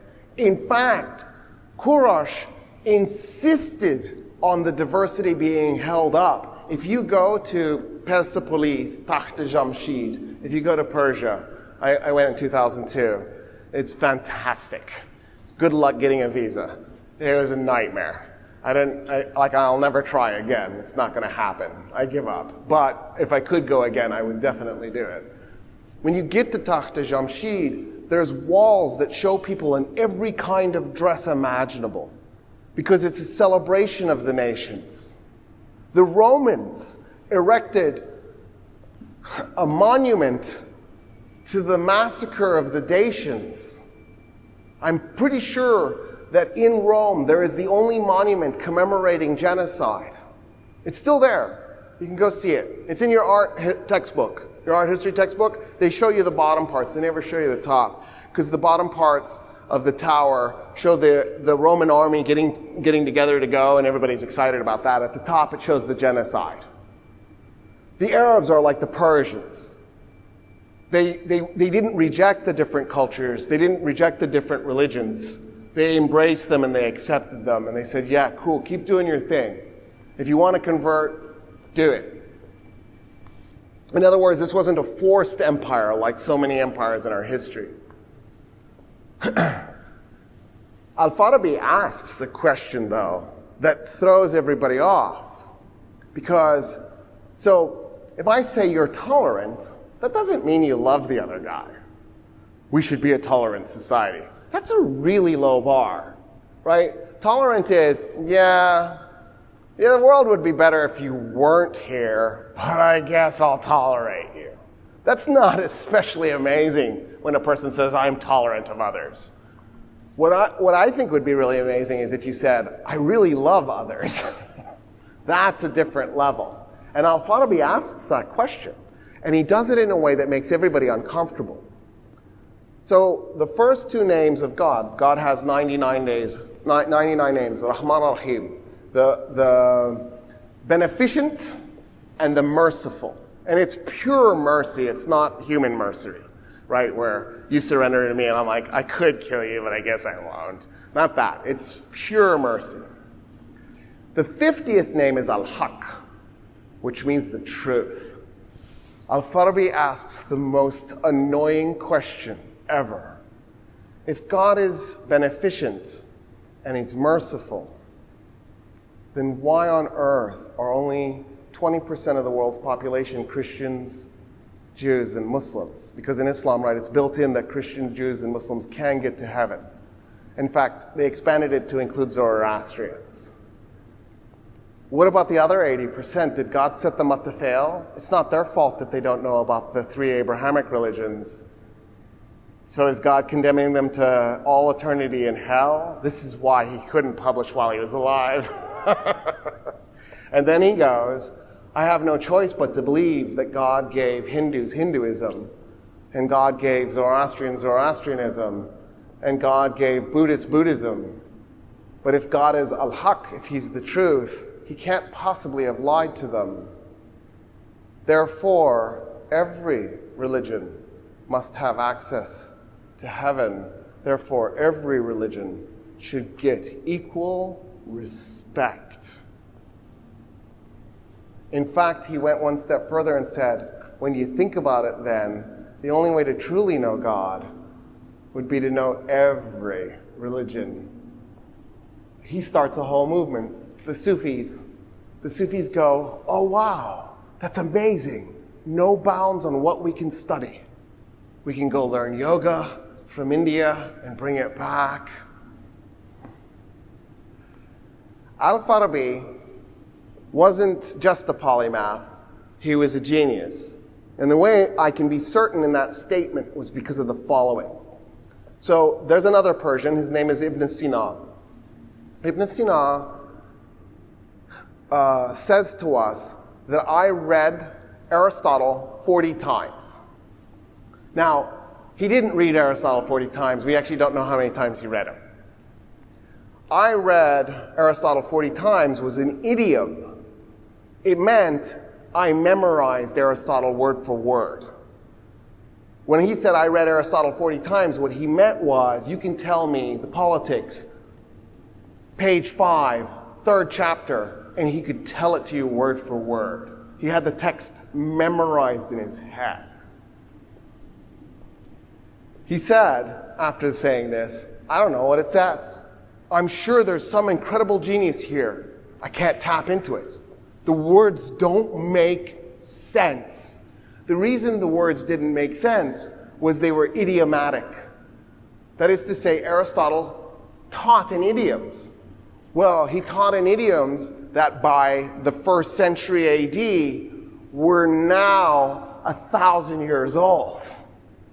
And even the Greeks didn't know those idioms. So it wasn't like the Arabs could go to the Greeks and go, dude, what does this idiom mean? Because the language had evolved and those idioms were forgotten. So whether you read it in the original Greek or you read it in Al-Kindi's translation, either way you still didn't know what the idioms meant. Nobody did. Even the Greeks couldn't read Aristotle. And so they're stumped. They don't know what to do. And Ibn Sina goes, I know there's a genius in here. I got to tap into it. How do I tap into it? One day he's in the book section of the bazaar, and he passes by a book, and it says, it's written by Farabi. It says, Al-Farabi's idiomatic translation of Aristotle. Al-Farabi would read an idiom, try to guess what it meant. He'd plug it in, see if it worked. If it didn't work, he'd come back, try a different one. And he kept doing this until he decoded the idioms. And he realized what each idiom meant. And now you could know Aristotle and what he was saying. Ibn Sina reads this, figures out what the idioms are. He already has the text memorized. Ibn Sina suddenly, instantly knows Aristotle. And he goes nuts. What he realizes is that Aristotle is on to something about the nature of the universe. So, Aristotle says, so I guess I have to tell you what Plato says. Plato says that there's 3 realities. There's the reality we experience. So this floor, that wall, the chair, my suit, me. But that's not the real real. The realer real is what's in my head. So my imagination of a chair is realer than an actual chair. My understanding of the wall is better than the actual wall. And he goes, but that's not the real real either. Reality exists in a plane of existence that he calls the forms, or the idios. And so what happens is, if I'm going to make a chair, my mind reaches up into the idios, grabs the true chair, brings it into my head, but it's a copy. Copy is never as good as the original. And then my hands take the copy in my head and make a physical copy. So the chair, that chair, is a copy of the real thing. Aristotle reads this and goes, oh my God, what a bunch of nonsense. What even is that? It's nonsensical. Aristotle says, no, the chair is a collection of essences. This chair is black, so it has black essence. It's plastic, so it has plastic essence. It's shaped in a specific way. It has chair essence. That a thing is a series of essences. Ibn Sina goes, those essences are actually information. For example, there might be a scratch on that chair. And in the shape of the chair itself is information. And the molecular construction, he didn't have the concept of molecules, but they did have the concept of atoms. The construction, the material in there, that's also information. But he takes it one step further. He goes, so when that chair was originally made, it was not perfect, but it was close to perfect because it probably didn't have any scratches on it. It didn't have any damage. It didn't have any wear and tear on it. But then, as time goes by, more information is added to the chair because it gets bumped and it gets scratched. In other words, there's a relationship between information and time. Take me, for example. When I was born, I was a lot easier to describe, in part because I was a lot smaller. But also I had fewer scars, and there was a lot less information in my head. So the description of me was really easy. But as time goes forward, the description of me becomes more and more complicated. Until finally, I die, and my cells break apart and decay back into the earth. The description of me becomes extraordinarily complicated at that point. In other words, as time goes by, the universe increases the amount of information. And then he goes, oh, wow. What if we ran the clock backwards? So instead of us thinking about the future where there's more information, if we go back, there's less and less information. And he goes, okay, so at some point, we reach a moment where there's the minimum amount of information necessary for the universe itself to unravel from that moment. He calls that point in time and that information packet necessary being. In other words, 1,000 years ago, Ibn Sina described Big Bang and singularities and entropy. Also, that was not a major achievement for him. His real achievement was he's the guy who invented modern medicine. So if you look him up, it'll say the father of modern medicine. Some of you will get confused and go, I thought Hippocrates was the father of medicine. Yeah, because you're forgetting, I said modern, I didn't say medicine. I said modern medicine. Until Ibn Sina, medicine looked like this. There was disease, and the way disease affected you, but was based on, did you eat fish and drink milk? And did a black cat walk in front of you? Was Jupiter in alignment with Saturn? If so, when disease hits you, you're going to bleed from the eyes and have uncontrollable bowel movements. Ibn Sina walks up and goes, this is nonsense. What are you talking about? There isn't disease, there's diseases. They're all different, and they have different transmission vectors. So one disease, you sneeze on it, you get it. Another disease, you touch fecal matter and you get it. Another disease is bloodborne. Another disease comes by insects. Another disease comes from rats. In other words, what we need to do is we need to think about the transmission vectors. In his book, here you go, Qanun al-Tib, Qanun means law, Q-A-N-U-N.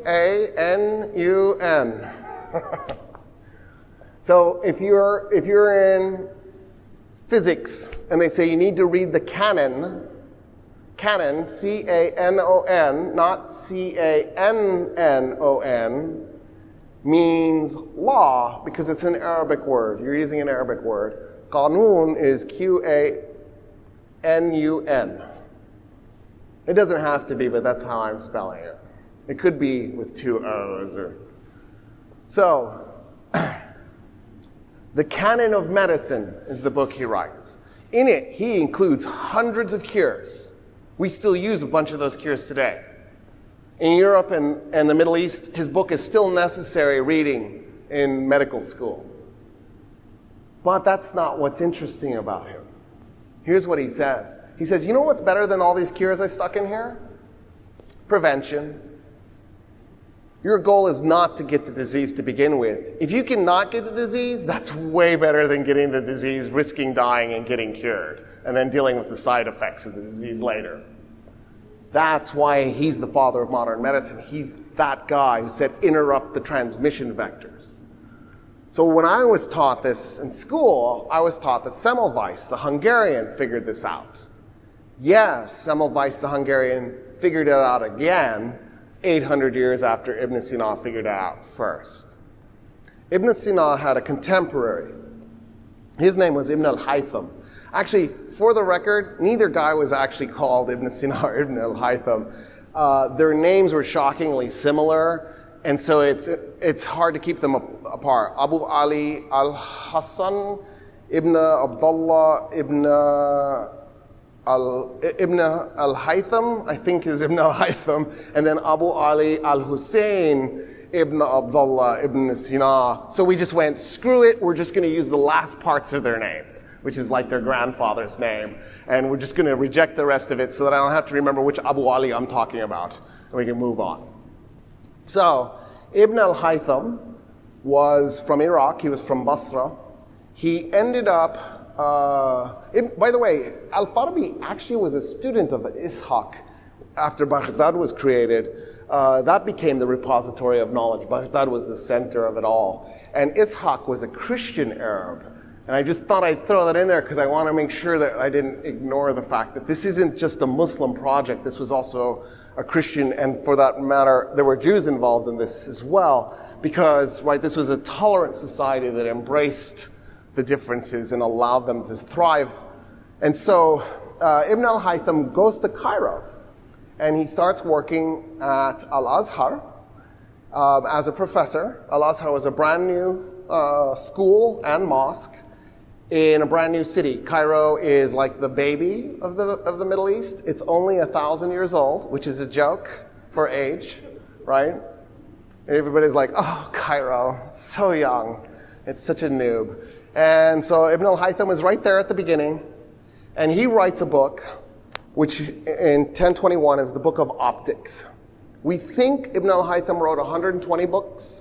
We have 30 of them. We're missing 90. Of the 30 that we have, they're almost all on mathematics. He was a mathematical genius. He started doing calculus before anybody. So, yeah, sorry, it wasn't Leibniz or Newton. It was Ibn al-Haytham. He's the guy who came up with the scientific method. So when I was a kid, I was taught it was either Galileo or it was Francis Bacon.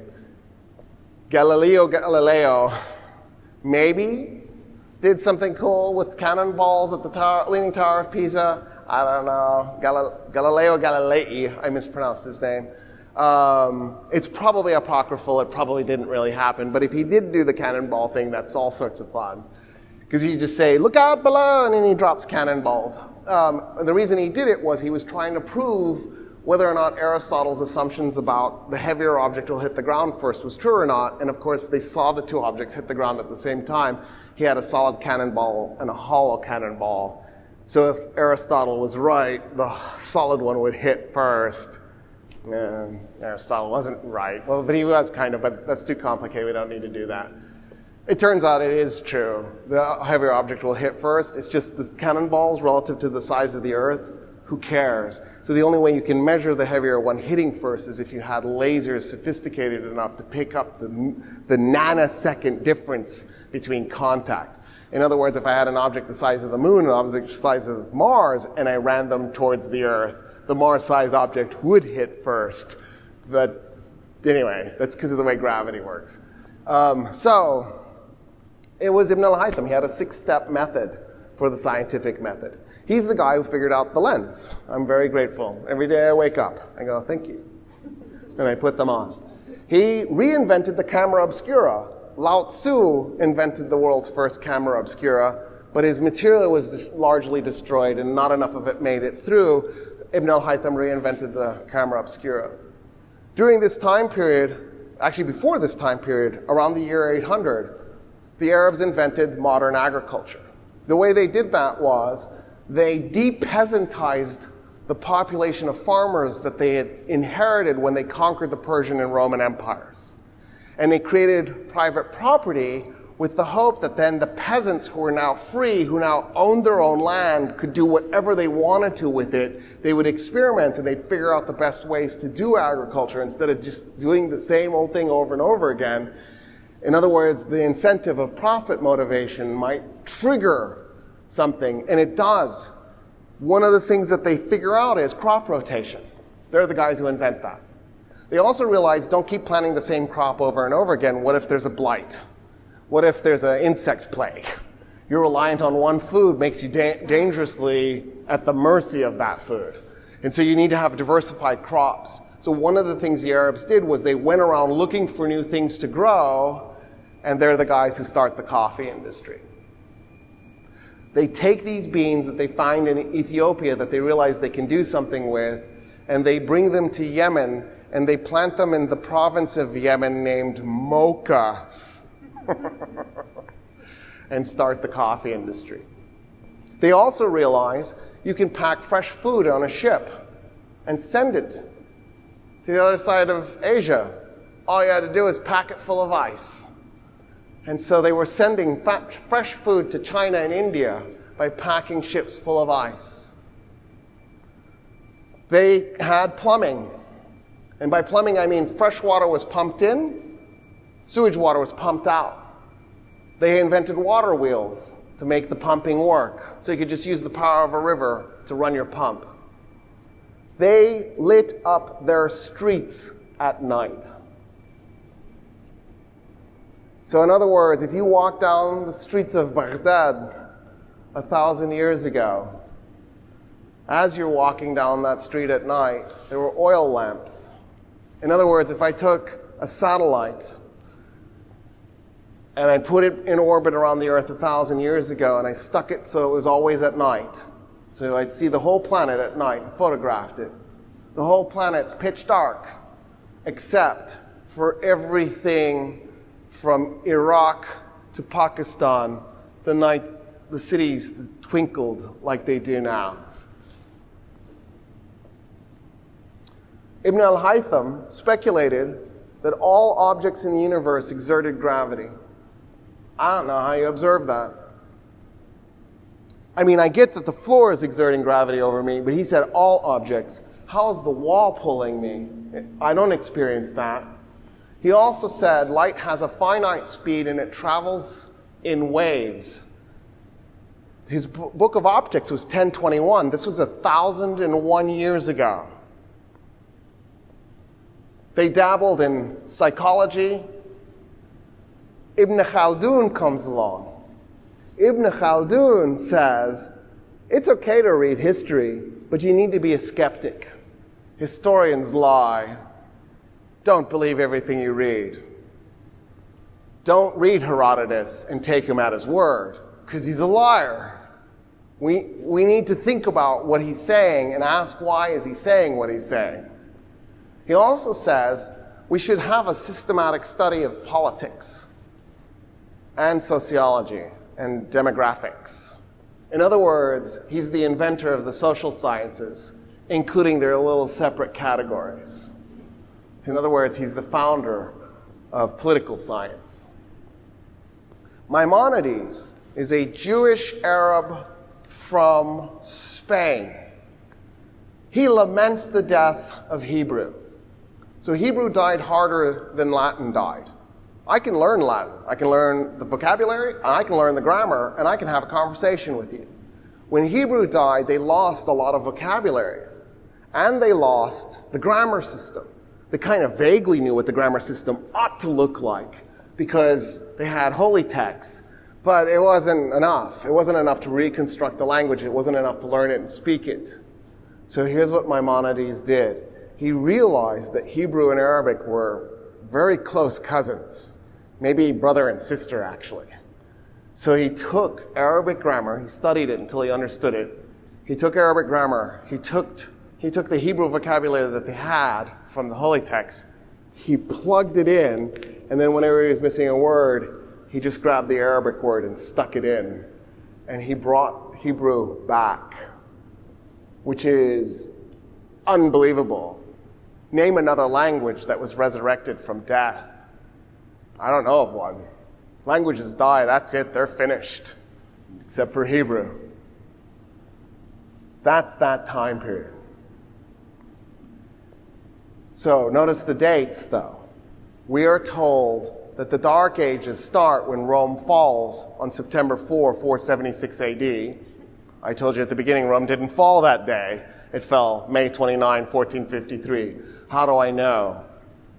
On that date in September in 476, all that happened was Romulus Augustus, the Western Roman emperor, took off his purple robes, stuck it in a box with a note, sent it to Emperor Zeno, the Eastern Roman emperor, and said, there's no reason for two emperors. Let's just do one. You're it. I abdicate. That's not the same as Rome fell. On May 29, 1453, Ottoman soldiers entered Constantinople, the Roman capital, and captured it. And Rome ceased to own any real estate. That's when a state falls, is when it doesn't own real estate. That's how I know Rome didn't fall that moment.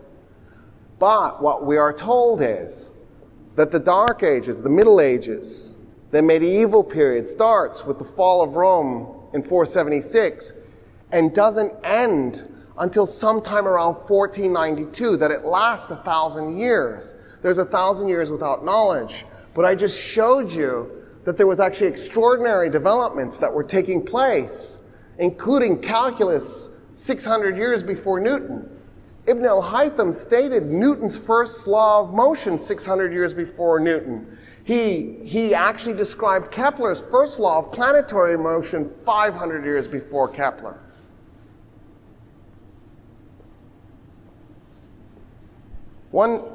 I was working on my graduate degree. I started to get into Heidegger, who is very controversial, but that doesn't mean you throw the baby out with the bathwater. He was a Nazi for 11 months. Bad Heidegger. Bad. Bad. He denounced the Nazi party after 11 months and said, you're all a bunch of charlatans, I reject you. And then he spent the rest of World War II as an outcast. But still, that 11 months were gross. He got his professor fired and then took his job. His professor was a guy named Husserl. He was Jewish. I'm doing this because I just don't want anybody to be confused about why I'm reading Heidegger. I'm reading Heidegger, and I realized something in his bibliography. He's quoting Ibn al-Haytham and Ibn Sina. And at the time, I didn't know who they were, so I went, who are these guys?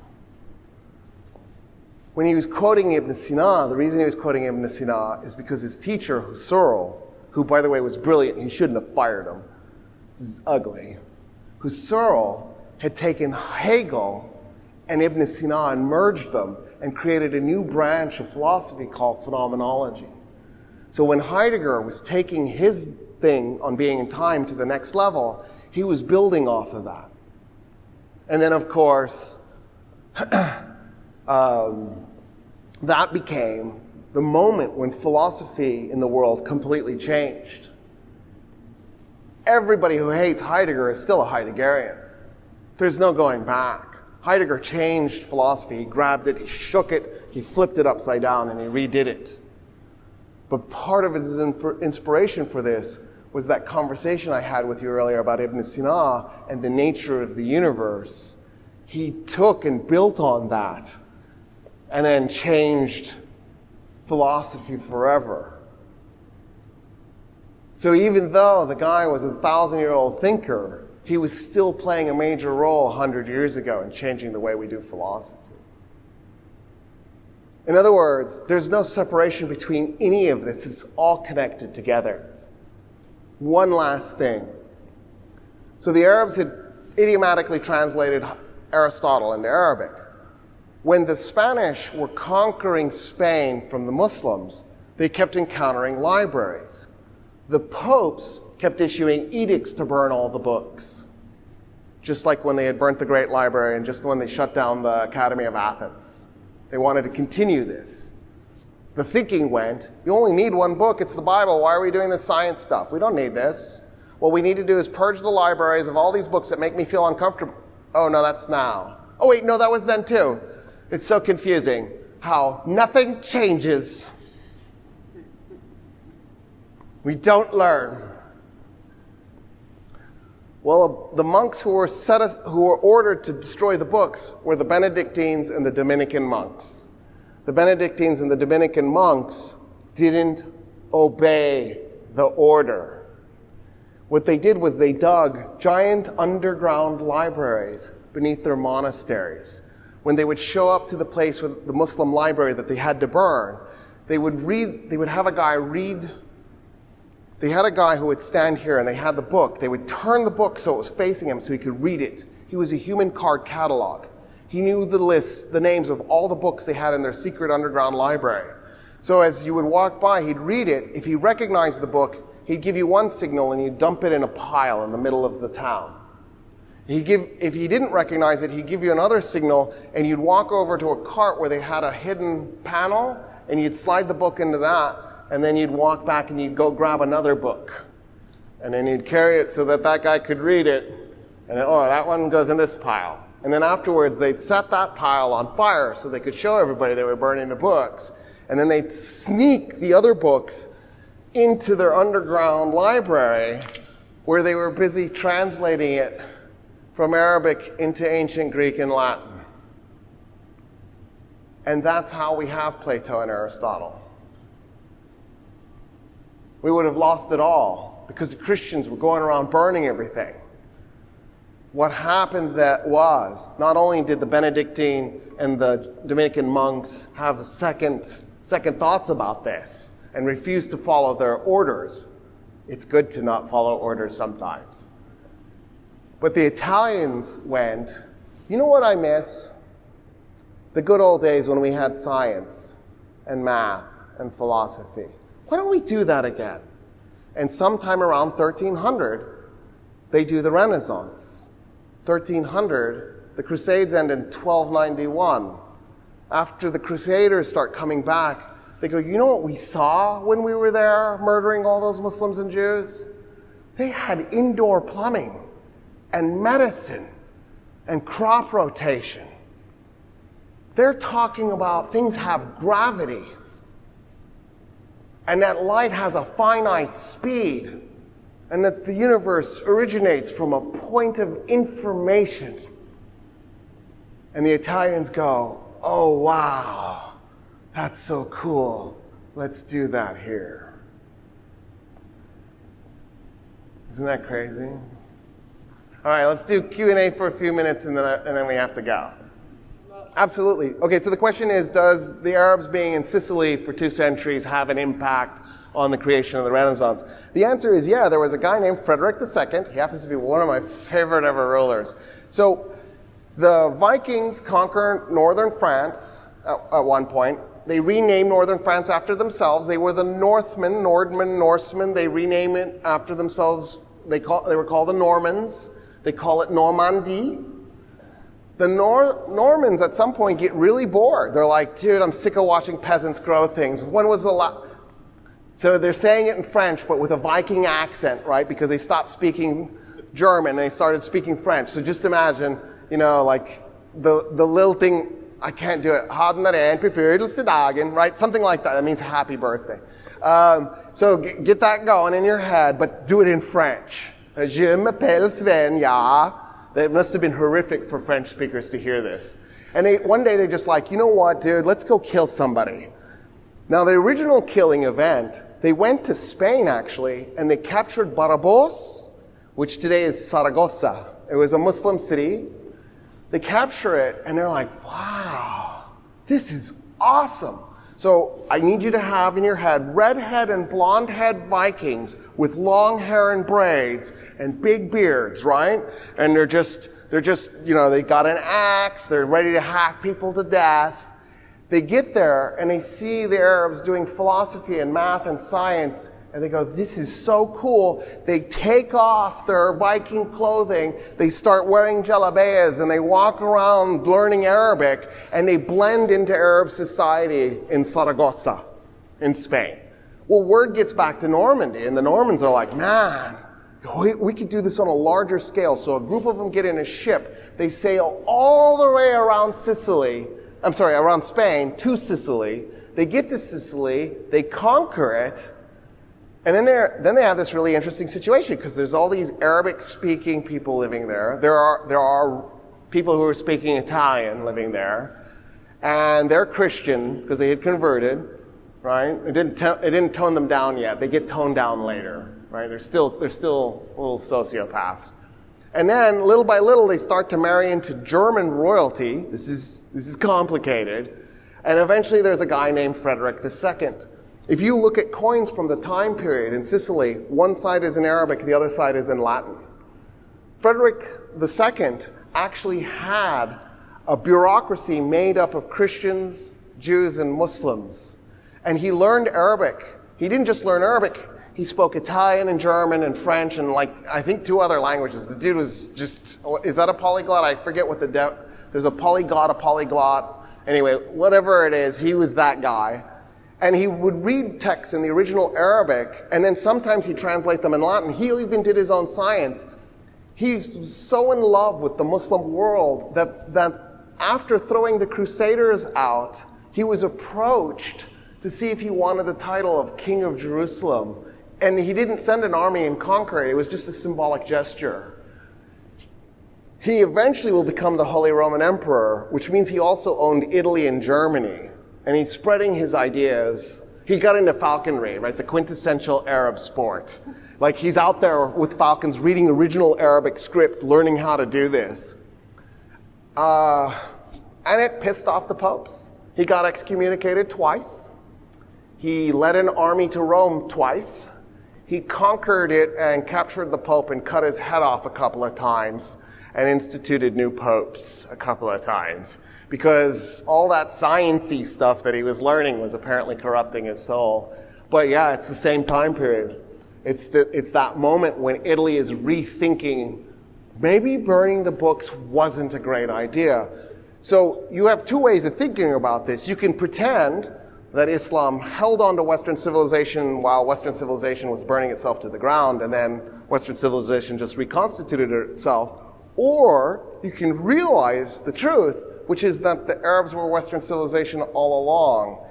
Islam didn't necessarily save something that it wasn't. It saved itself. It just took it to a new level. The Arabs weren't doing something that was alien to them. They were part of Western civilization. They even had a Western civilization religion because, right, Islam is an Abrahamic religion. So they had all these Western civilization traditions. When they conquered that part of Rome and Persia, that was part of Western civilization that had never stopped being Western civilization. What happened is you were taught it in an Islamophobic way, so all the Muslim parts were just simply deleted. And so now we think of this as an East-West divide, and somehow the Muslims are on the east side of it. They're not. That woman, when she told me Egyptians are Easterners, she's just flat out wrong. This is part of Orientalism. It's an attempt to make you see the world as us versus them. It's not. It's just not. In Texas, for example, we do community property divorce. We got that from Mexico. Mexico's Catholic. It didn't have divorce. Mexico got it from Spain. Spain is Catholic. Spain didn't have divorce. When the Arabs ruled Spain, they got sick of all the deadbeat husbands who were divorcing their wives for younger models and then leaving the children to be raised by those divorced wives who no longer had a source of income. So there were all these kids living in the streets. So what they did in Spain was they created a system where all the property generated from the moment of the marriage's start to the moment of the marriage's end got split in half, period, end of story. That's community property law. So, you'll hear this thing that conservatives will say, I'm worried about Sharia law. Well, then don't get divorced. Because that's Muslim law. The taco. When the Spanish conquered Mexico, they said, make this. The thing they were saying to make was shawarma, because the Spanish were Arabs. They were just self-hating Arabs who rejected their Arabness. So they had flatbread food with meat in the middle and then vegetables and a sauce you put on it that they would fold like this. The Aztecs go, we don't have those ingredients. The Spanish go, you're our slaves, we're going to kill you, make it anyway. So the Mexicans went, fine, and then they made a tortilla and they put meat on it. And they did a salsa because they needed the ingredients because they didn't have tahina. And they were just stuck. So the next time you're eating tacos, remember that it's actually originally Arab food. It's just a Native American version of Arab food. Al pastor, you're like, that'll work. I'll eat pork. That way I don't have to actually eat Arab food because Arabs don't eat pork. So about a little bit less than 200 years ago, 150 years ago, Arabs started to move to Mexico. Those Arabs wanted to make shawarma. They're like, my God, tacos are basically just shawarma. How did that happen? Because they didn't know the original story. So they're sitting there going, I want to make the shawarma with lamb. I need a fatty meat. There just isn't enough fatty meat in pork. And so the Arab Mexicans, if you've ever been to Mexico and you've eaten al pastor off the thing, it's the shawarma thing. But it's got pork on it. In other words, al pastor is Arab food twice. We're all interconnected. There's no separating any of this out from anything. Our language is like this.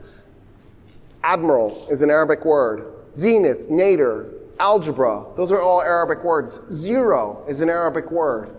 Apricot is an Arabic word. There's no winning if you really wanted to do this. Because there's no separating us out from each other. Okay, so the question is, why did Christianity reject all that philosophy and, set everything on fire at the same time that Muslims were embracing it? I don't think there's a simple answer.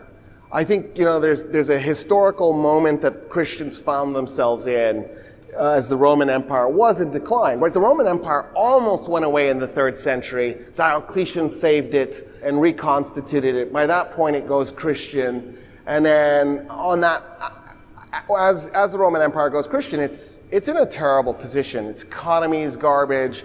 The population is poor. The population is small. Rome at one point was 1.5 million people. By the time we get to the 6th century AD, there was about 50,000 Romans living in the city. So Rome itself was diminished. And I think in that moment, there was this sense of, it's hopeless, everything is falling apart around us. Let's turn to religion. We'll focus on religion. We'll just try to save our souls. We're not going to worry about the material world. And so I think that was the basis of the rejection. That it came out of a sense of despair. But in the same time, the Muslims were making this brand new empire. They were filled with vigor. They had this new religion. There was hope. There were dreams. They encountered philosophy and they fell in love with it and they ran with it. And so I think there was a little bit of that going on because, then Christians go, oh my God, why did we burn all that? And then they bring it back, and the next thing you know, Britain conquers 40% of the planet. And so there's this pendulum swing. And I gotta say, I like one end of the swing. I do. I love science. I love things like antibiotics. Antibiotics are wonderful. I love calculus. I think it's a great thing. You should learn it. Physics. Boundless love of physics. When that pendulum comes swinging back the other way and we're setting books on fire and pulling them out of libraries in Texas, it freaks me out. Because I've seen this play before. I've read about it anyway. I wasn't there. And I know how this story ends. And you're not going to like it. You're not. We don't need to do this again. We've done it before. It wasn't great. It wasn't great. Just for the record.